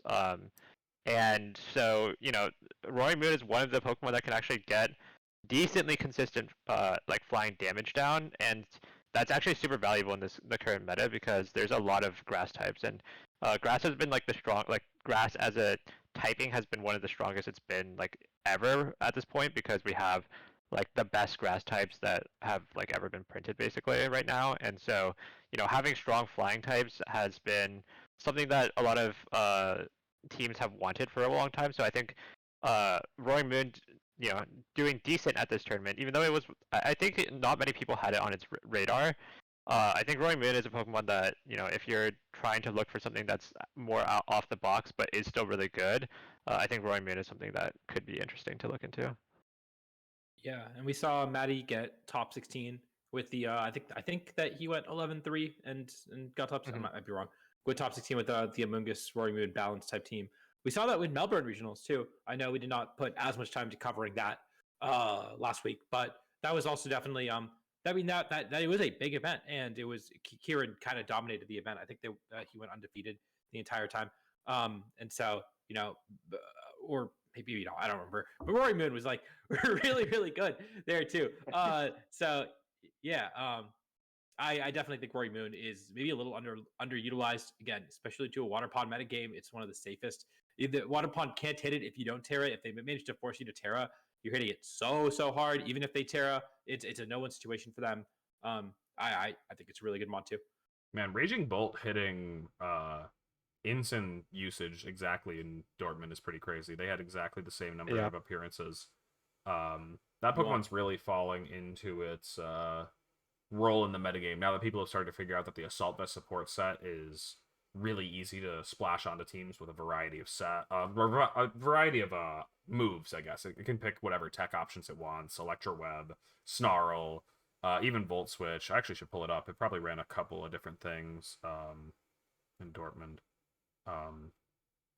19 of them in day 2, and Yeah, one of them even And ran Protect on Assault Vest. No, that was the Goggles one. Right, all 18 out of 19 were Assault Vest, though. Always having Snarl and Clap. Some had Draco versus Dragon Pulse and Electro and Thunderbolt, so... None of them cooking up with Volt Switch. None of them using my personal tech move, which is Discharge. I love Discharge. Discharge won me a regional. People should probably be using it more. What are you talking about, bro? Well, part of that was real. It's up to you to figure. It's up to the listener to figure out which part of that was real and which part wasn't. Anyways, Yeah, Let- people have really drifted away from Lexicon safety goggles Raging Bolt this time around. They're pretty much all Assault Vest. So. dude, I got into Calc and then it just immediately became irrelevant. Like Lexicon Bro, goggles, well- Raging Bolt. I do also think that coming off of Reg E, which was like the most physical heavy a meta has like been in like a long time, we are entering Reg F, where I feel like Snarl has like come back as like a very, very strong move. We have a very strong user of it in Raging Bolt, and also there's just a lot of very strong special attackers. You know, like Raging Bolt itself doesn't like Snarl, Fluttermane doesn't like Snarl. There's like, you know, Landorus Eye, and like there's a lot of really strong special attackers, or even support Pokemon that get heavily mitigated out of by like the usage of Snarl. And even with like some physical attackers, like for example Dark Urge, that technically does 4 times resist, but taking one attack and breaking the sash can often be like the difference maker. So like Snarl has just like been at one of the strongest points it's been in, like, you know, that's the beginning of Scarlet Violet at least. And like I think a little bit part of why like Raging Bolt is picked up is because Chen Pao is definitely not used as much, even though definitely it's still a strong option, but because its best item in Focus Sash is just taken up by Dark Urshifu, which is the 50% usage Pokemon, like one of the best threats to Raging Bolt on the physical side just is gone. So it just allows it to really sit on the field and click whatever buttons it wants, honestly. Whether it's like Snarl, Electro Web, etc. It's just so many stats, dude. I love this Pokemon. He's so cool. I love his Agreed. design too. Yeah, it's really good into Golden Go. That's another one. That's a good shout. Toller was saying that it was so hard to power through AV Raging Bolt, and I know Edu on the original version of the team had Terra Fairy, Terra Blast, presumably specifically for Raging Bolt on his own Raging Bolt on that Goldie team. So I mean, I don't follow the Terra Fairy Terra Blast to beat other bolts, because like can't you just Draco it and then if they Terra Fairy? I think it's more for Dark Ursh than anything. Yeah. Because like Eric Rios and Gomez, they ran like Terra Fairy Terra Blast on their Ting Lu. And I'm pretty sure it's for Dark Ting Lu Ursh. can't two-shot an Urshifu. Raging Bolt can two-shot an Urshifu. It's a defensive Terra too, but it doesn't need Terra Blast, which is what I'm saying. Terra Blast feels like it's for the. I guess it's also for the dark types that give Goldie trouble, but I think it's partially as a safe play into Raging Bolt, a mid-ground play into Raging Bolt. Yeah, That's fair. Fair take, fair shake. All right, you want a fun piece of trivia? ESM? What is it? What do you got? I'm looking at you. What's the Pokemon with over 2% usage that had the lowest win rate this tournament? Over 2% usage, lowest. Metagross. It's not Metagross. No, I think I know the answer. Walking Wake? It is not Walking Wake. Over 2% usage, is it lowest win Primarina? rate. Like I feel like It is Primarina. Prim, no. Prim had the lowest win rate of all mons with 2% usage or higher at 39%, I think. Yeah. Where am I gonna find Prim? It was with Komo. Both of them were with Komo, which is pretty funny. Dude, they are actually both with Komo. It's not my fault. Dude, Alexander Becker, you gotta keep cooking. This team, like I went back and looked, and it has Sludge Wave and Sludge Bomb Landorus to use next to your Scizor. Man. Dude, Wait, did you see the other team? They really like ESMified like the P2 Ting Lu team, where they just put a Prim on there, so it's like just all in. It's all in, bro. They just want to be you. Terra Ghost Blast. It's almost the same, except they made the P2 Terra Ghost. Dude, all right. Before we move on to Calca's right, are there any like way too cooked teams down in top 256? We always talk about the teams like, what's your favorite team from day 2? I want to find your favorite 5-4 team that like This got points. I want to talk about teams that got points. Can I talk about a day 2 team that got points, or do we not want to do that yet? You can talk about a day 2 team that got points, but that whatever. I feel like the Venusaur Sun team is the most base team in the entire tournament, and it went 10-4. We haven't talked about it yet. We should. Because they did realize that Venusaur is not actually good at clicking Sleep Powder. If you want to do that, use Heat Sweet and Lilligant. It is good at clicking poison type moves. It gave it a life orb, and they said, we're going to hit real hard with this dude. And I think this is really, really smart. I think this is the right way to run Venusaur. It's cool to see it do well. Poison coverage is at a premium right now. Poison typing in general is at a premium right now. And so I don't know if I'd run. There are some changes that I definitely consider to this team. I think that Walking Wake is a bad Pokemon. But overall, I think the Venusaur concept on Sun is something that people wrote off once they realized that like Water Pond was everywhere without, or maybe that, I don't know, they couldn't click Sleep Powder like they used to. And now, shout outs to Michael for doing super well with a very shout outs Michael. Honestly, I have 3 thoughts on this whole thing. Mm-hmm. 1, this guy's name is Michael Bublé, but with a D. 2, I looked at this 6, and literally when I see Venusaur Coco, my eyes glaze over. I'm not gonna lie, like unless I look at this Pokeface, I would never think this is cool. And the 3rd thought is this is, I think, the only Farigiraf with Throat Spray that like did well at all.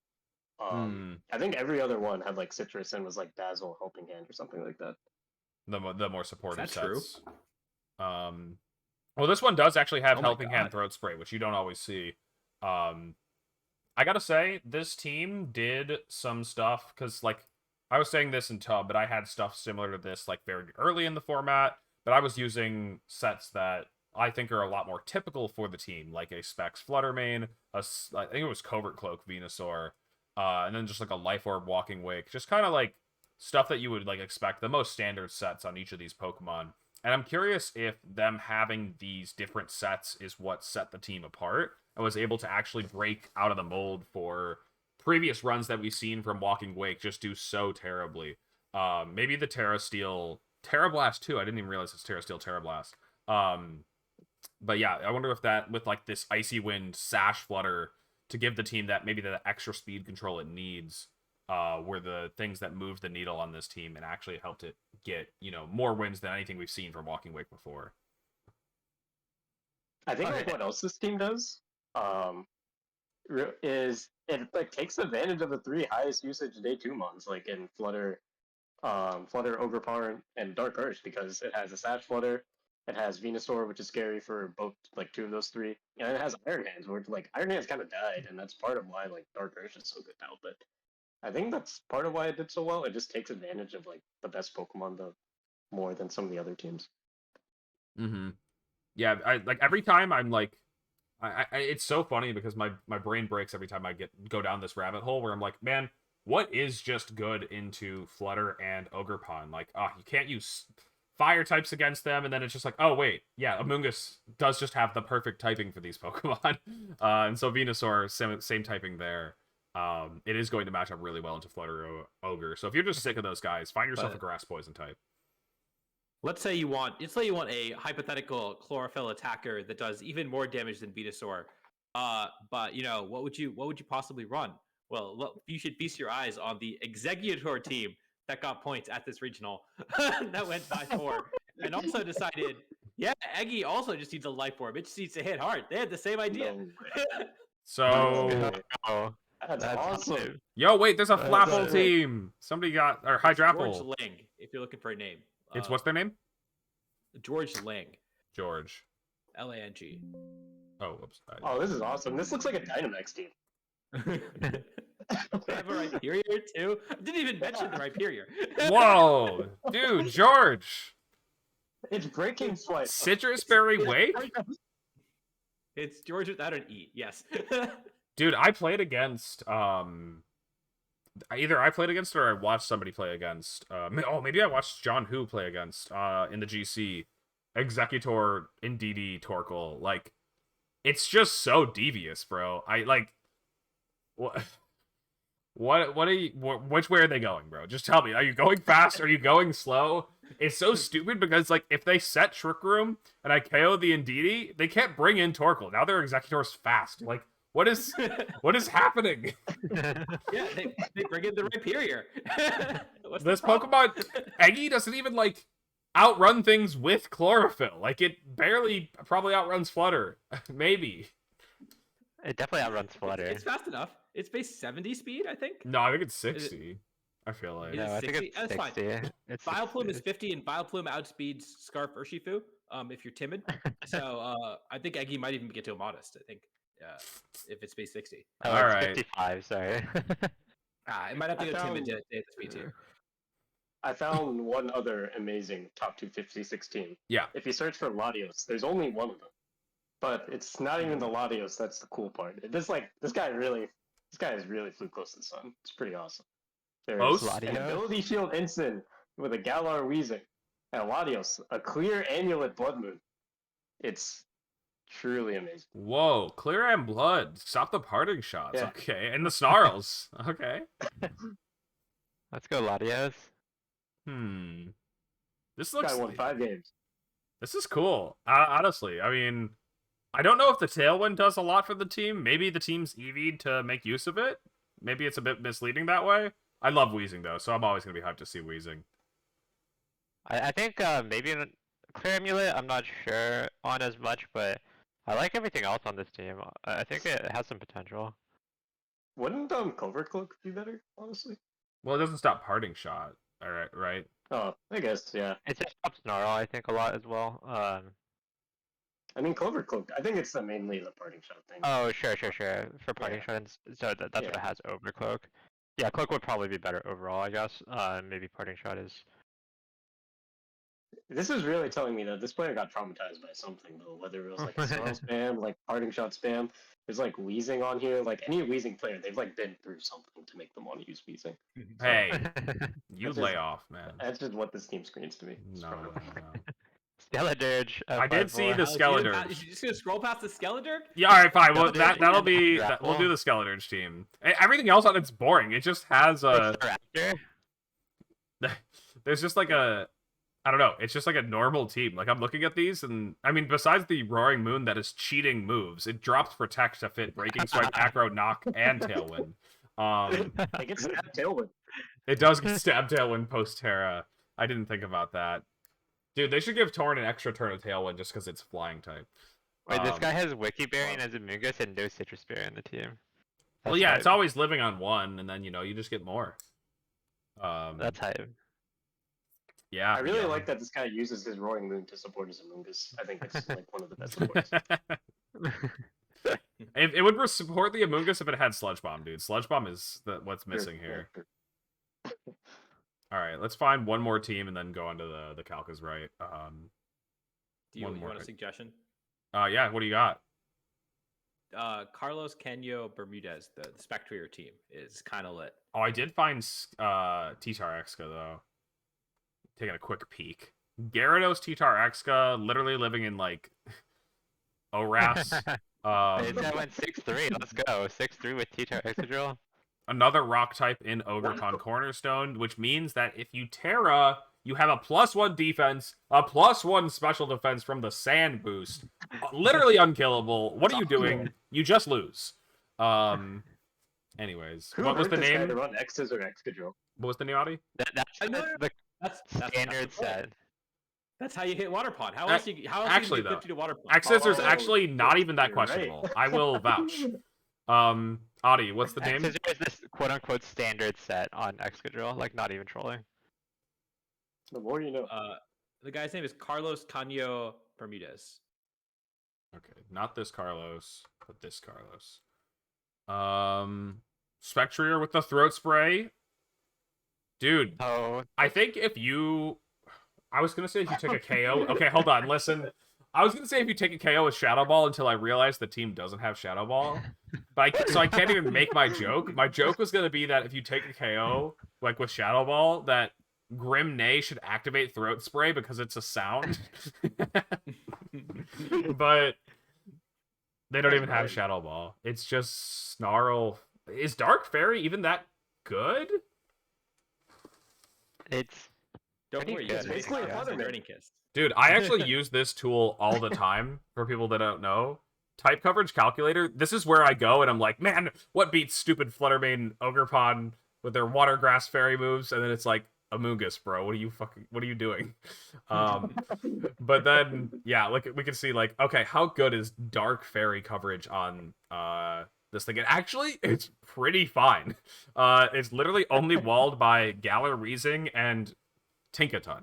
So Dude, this guy got counter-tuned by the Galar Weezing, what's his name? Galar Weezing Latios player. I can link it. It's honestly, this tool has existed forever. It's just Pokemon DB type coverage. I use this all the time. I don't know if you can do more than. Oh, I think you used to only be able to do 4 types, but you can do 5 now. It's literally just so helpful. Like if you don't want to have to like wrap your brain around like how do I deal with this annoying pair, or like just a single Pokemon's coverage, just put it in here. T-Tar Excadrill's so annoying with their rock, dark, bug, and steel moves. How do we deal with it? The perfect pin. Poliwrath, dude. I think Poliwrath. what you do is you pretend like they don't have bug moves because the bug moves don't do damage. No, the bug moves. Oh shit! No wonder Urshifu Rapid Strike is so broken and resists all of Iron Hands, god damn it. it. No wonder. Dane, I don't know if Rotom Heat gets accurately represented in this because it probably doesn't count as resisting ground. I think it probably doesn't factor in abilities, which is like a bit of a flaw of the tool, but yeah, it's still just good to get an idea. Okay, with that though, You didn't include ground in your list of coverage moves for Excadrill. bro, with that, we're moving on to the Calc is right, and I want to start off. Shut up.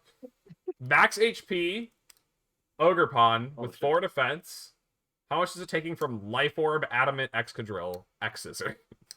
How much does this do, bro? We're hopping right into it. Yeah, wow, just raw. We hit the Raw Calc is right. yeah. It's 252.4. Yeah, You're saying? 252 I have for a number. I had this in my builder yesterday, so I actually know. I think I know this one. Let's see how well Adi's memory works then. Okay, but hear me out. The Excadrill, if you're gonna click X scissor, you might as well Terra Bug it. No. Resist ground. No. Resist fighting. If Right? I have Like, to you Terra might Bug as well. this, if I have to Terra Bug my Excadrill to deal with Ogerpon, like I'm just not gonna use Excadrill. No, you Terra Stellar it so that you get Yeah, you know what? base I'll bug Terra move. Stellar. I'm willing to Terra Stellar. Okay, gonna but I'm make not. But we're I'm gonna not. make a meta read here We're not Terraing it. and say. Hold on. Hold on. Adi said. Oh, I have a guess. Sorry. Yeah. You just gotta let me know when you're ready, and then I'll call on you. Is everybody ready? I'm ready. Okay, we'll start with Abhay. Go ahead. I'm gonna make a meta read here and say the reason that Adi said it was in his builder and not that he played games with it is because this doesn't kill. And so he went to the calc, saw it doesn't kill, and he was like, "Man, this is bullshit." And so I'm gonna say it does like 85. 85. All right. ESM. Yeah, I was gonna go with a similar line of logic. I think it barely misses the KO. I'm gonna go 91. 91. I Okay, think and it Adi. gets me with Terra Stellar because I said do know that people run 252. Terra Stellar. You said 252.4 on the Ogerpon, right? Yeah. And Clear Amulet Exco. No, Life Orb. It's doing Life Orb. Life Orb. Oh, Life Orb Extra. Okay. It is going to be doing. Okay. Well, my original number was 60. Just So multiply it by times 1.3, that times nerd. 1.3. Yeah. So it's gonna do about 80. I think is about right. Alright. Yeah, let's call it 80. Did you say 80? I said You said 85. 85, right? All right, I'll take 80. Yeah. I honestly believe you, Nerd, of now saying that Stellar Terra is the most popular Excadrill Terra on Battle Stadium. That does honestly probably track. I think with Terra Stellar it gets there. It's not on the moveset. What the Terra- heck? Why is Excadrill not on the standard Excadrill moveset, bro? It's literally X's in the name. Okay, wait. Are we in the chat? We can ask him to put X Scissor on the set. gotta fix this? Okay. Looks like we have some misses. I think. Actually, wait. Did everybody get in? It's Yeah. 81 No, to I 97. missed. I said 80. Am I in I there? was just- I'm Yeah, in there. 85's in I'm there. in there. ESM, what did you say? I said 91. Yeah, you're well done. Does anybody have a calc ready to go next?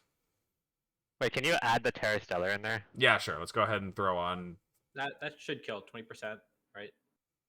Oh wait, no, just Yeah. Terra Stellar, not Bug. Yeah. I forgot they're not the same. Wait, so S. Oh, there we go. But Stellar, think Terra. the kills you get if you were Terra Bug. Oh my god, bro, this is bulkless and it has a chance to not KO. What the? I mean, it's not bulkless. Sorry, it's not bulkless, but it doesn't. Yeah, it's less bulky than some of them are. Some of them are legitimately bulkier. And I don't know if you can get away with Life Orb either because Intimidate's so common. Like, It's fine. Just horsepower the Incineroars. It's fine. Okay. All right. Who has a Calc? I got a Calc. Adi. This one, maybe you got to know this. So let's say, hypothetically, I'm a Terra Fairy on my Iron Hands nowadays. Hypothetically. And I really just don't like taking breaking swipes from those gouging fires. So I Terra Fairy my hands, and now to 1v1, and I'm trying not to get burnt, and they're trying to actually kill me with Heat Crash.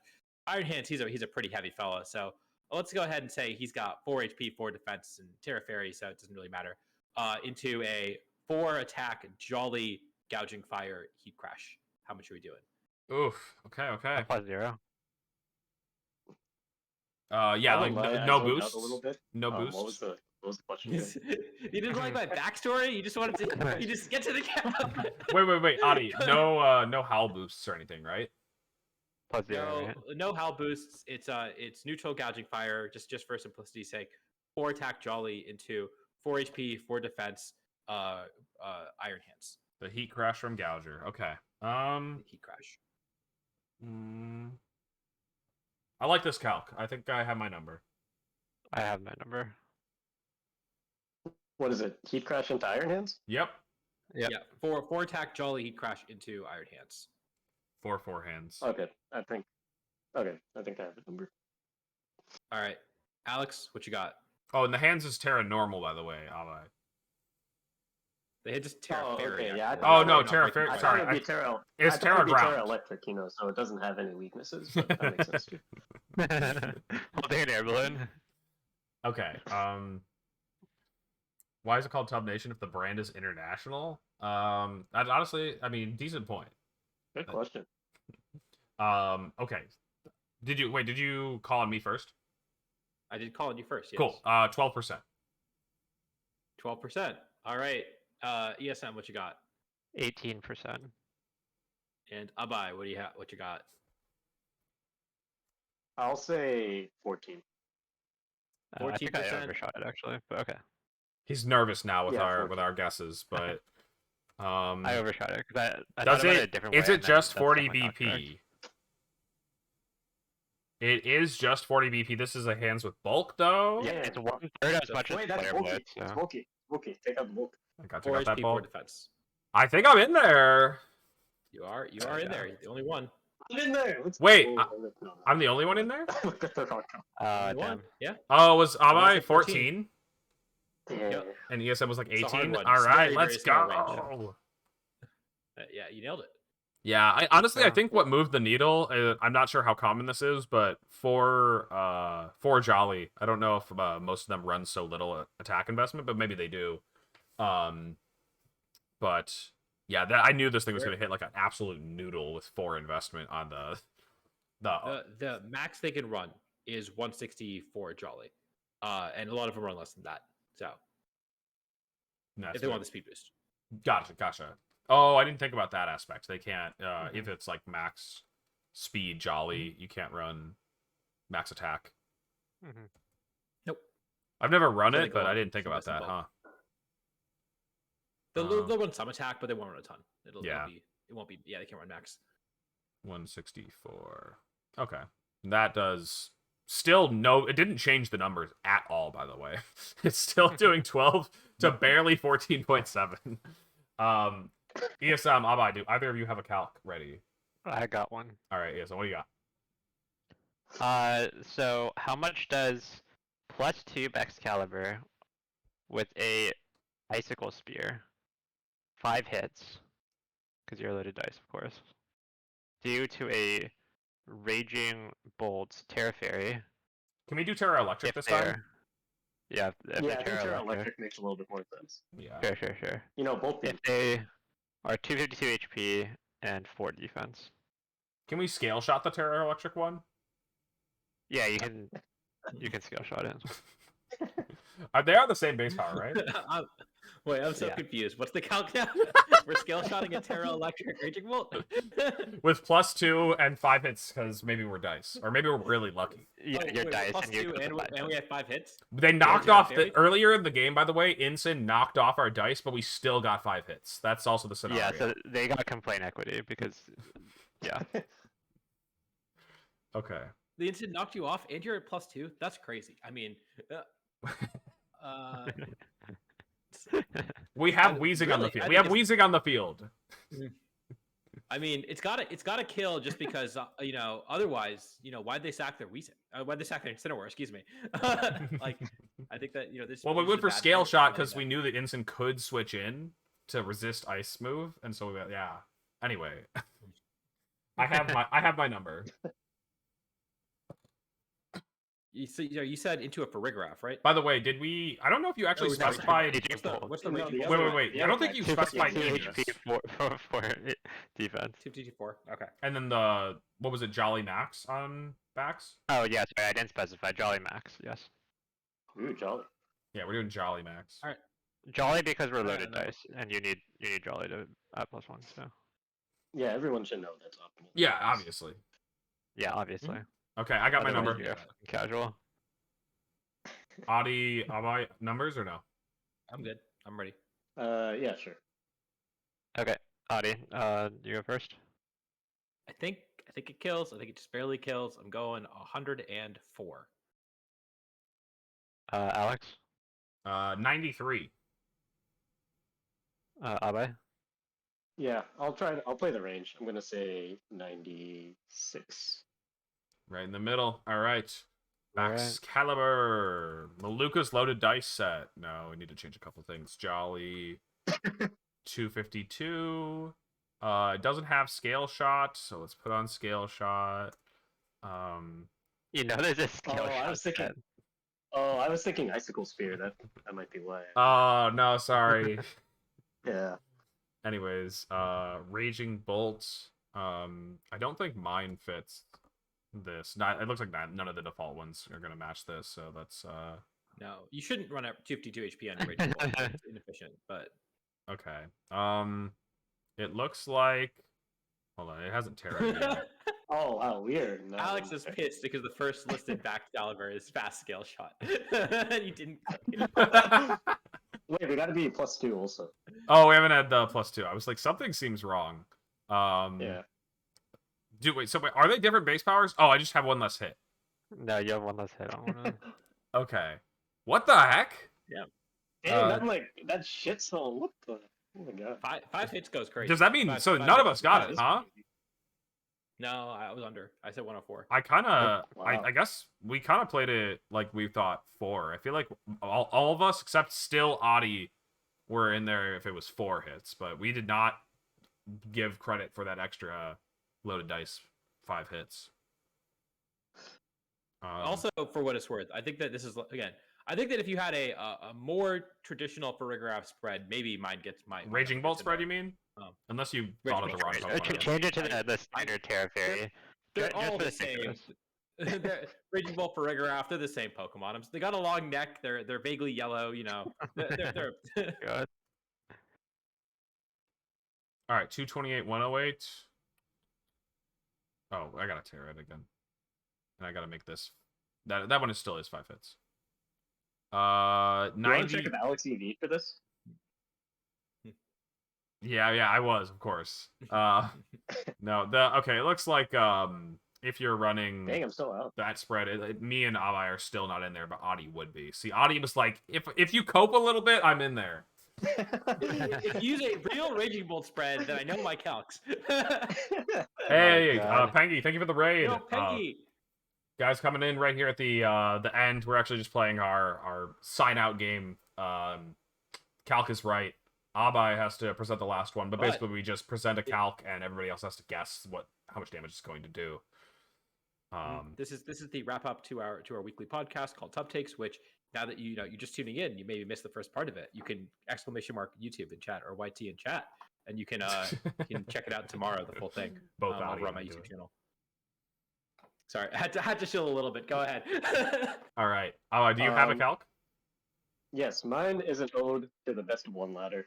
I ran into one of my favorite Chinese players using this. I won't say who it is because maybe they want to keep the tech a secret. But this is a Defiance Tornadus calc. It's going to be fun. It is 252 adamant Tornadus with the +1 boost, Terra Ground, Terra Blast into an Incineroar. Oh. With the Incineroar being 252, 76 defense, defense boosting nature. Was there an boosting nature? Terra. What was the Terra Ground? Terra Ground. Terra Ground, Terra Blast, Yeah. or Terra Water, Terra Blast, or Terra Fighting, Fighting Blast, Terra Rock. So Terra Fighting, Terra Blast, Tornadus, +1 into. No, Terra 52, Rock, 76. Terra Blast, Tornadus. Yeah. Okay. But did sorry you to say cut there you was off. sorry? Did you say there was an item on the Torn? Was it like No, Life Orb, or no was it item. just nothing? No item like relevant. No item relevant. I guess you could say it was. I think it was like Psychic Seed because it was next to an Indeedee, so it also had acrobatics. That's fun. But Okay, we're but so doing- not we're relevant. doing Terra. Got it. Yeah, not relevant. We're doing Terra Blast. All right. So Terra Rock, Terra Blast into Terra Flying Incineroar. Yes. Yeah, Yes. yeah. 52 HP, 76 bold or careful. Yeah. Bold Or plus both, The defense the boosting. first Defense component. boosting. 76.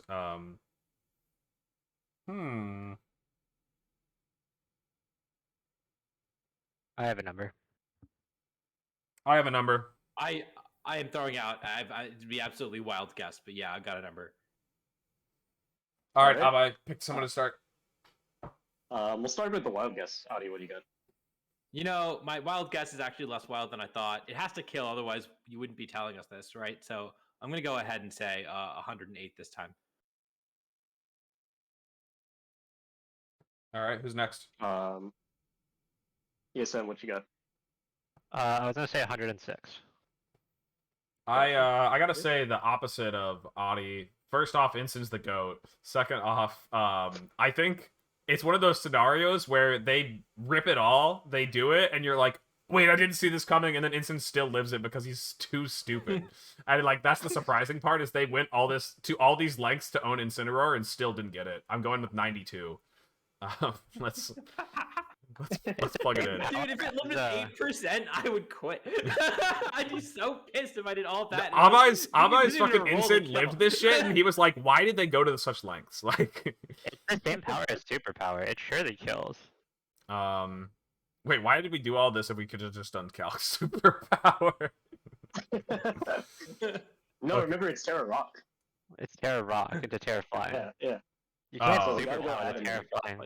Okay, so Defiant. Superpower We said the it Terra was Flying Adamant Incineroar. Max.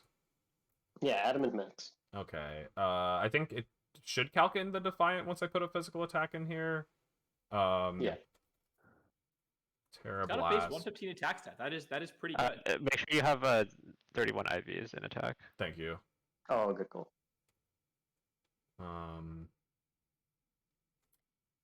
If it was Terra Ghost, Terra Blast. And Oh Terra wait, this Ghost. instant's not bulky enough, bro. Hold on, I'll save him, even though it doesn't look good.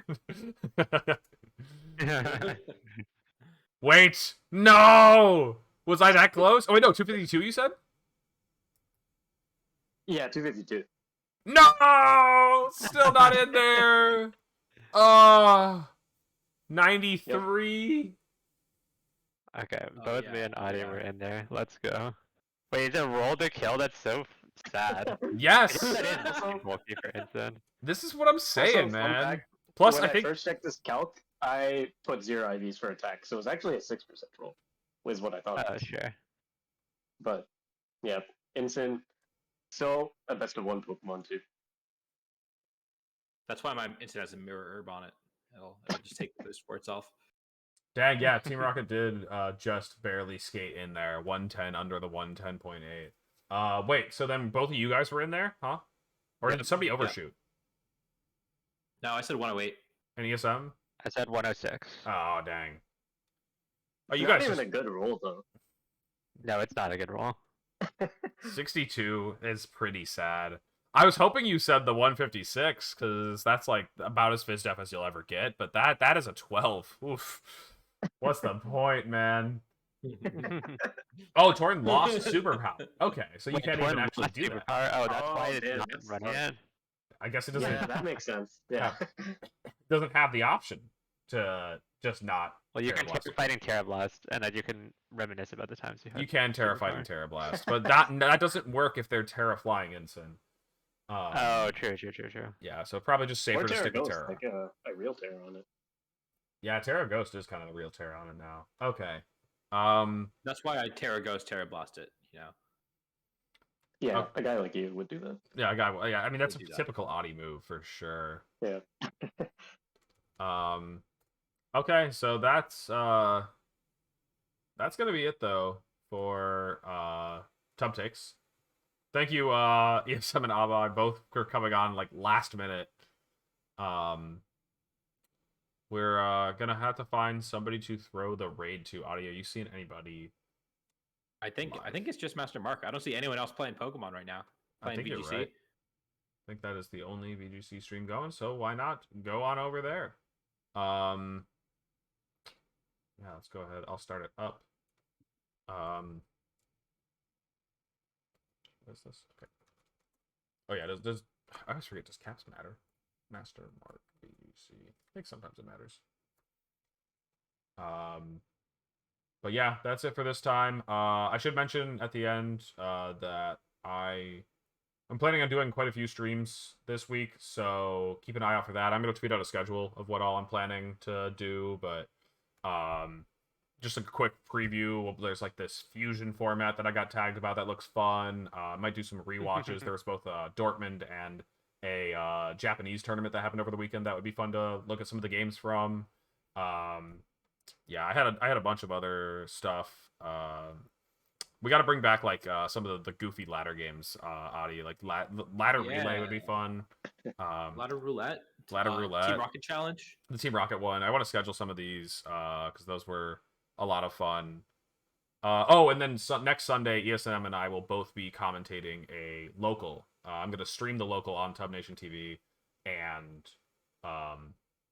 yeah, that'll be fun. I don't know. We're gonna hope that goes well. I did a demo test yesterday, and it looked solid. So we'll see. Say hi to Master Mark for us, though. Try to get his world's invite. What's up? I can try to watch Rafa get his world's invite. Yeah, live on Tub TV, bro. That'd be fun. All right, say hi to Master Mark for us, guys. You have a good night. Peace out. Thank you.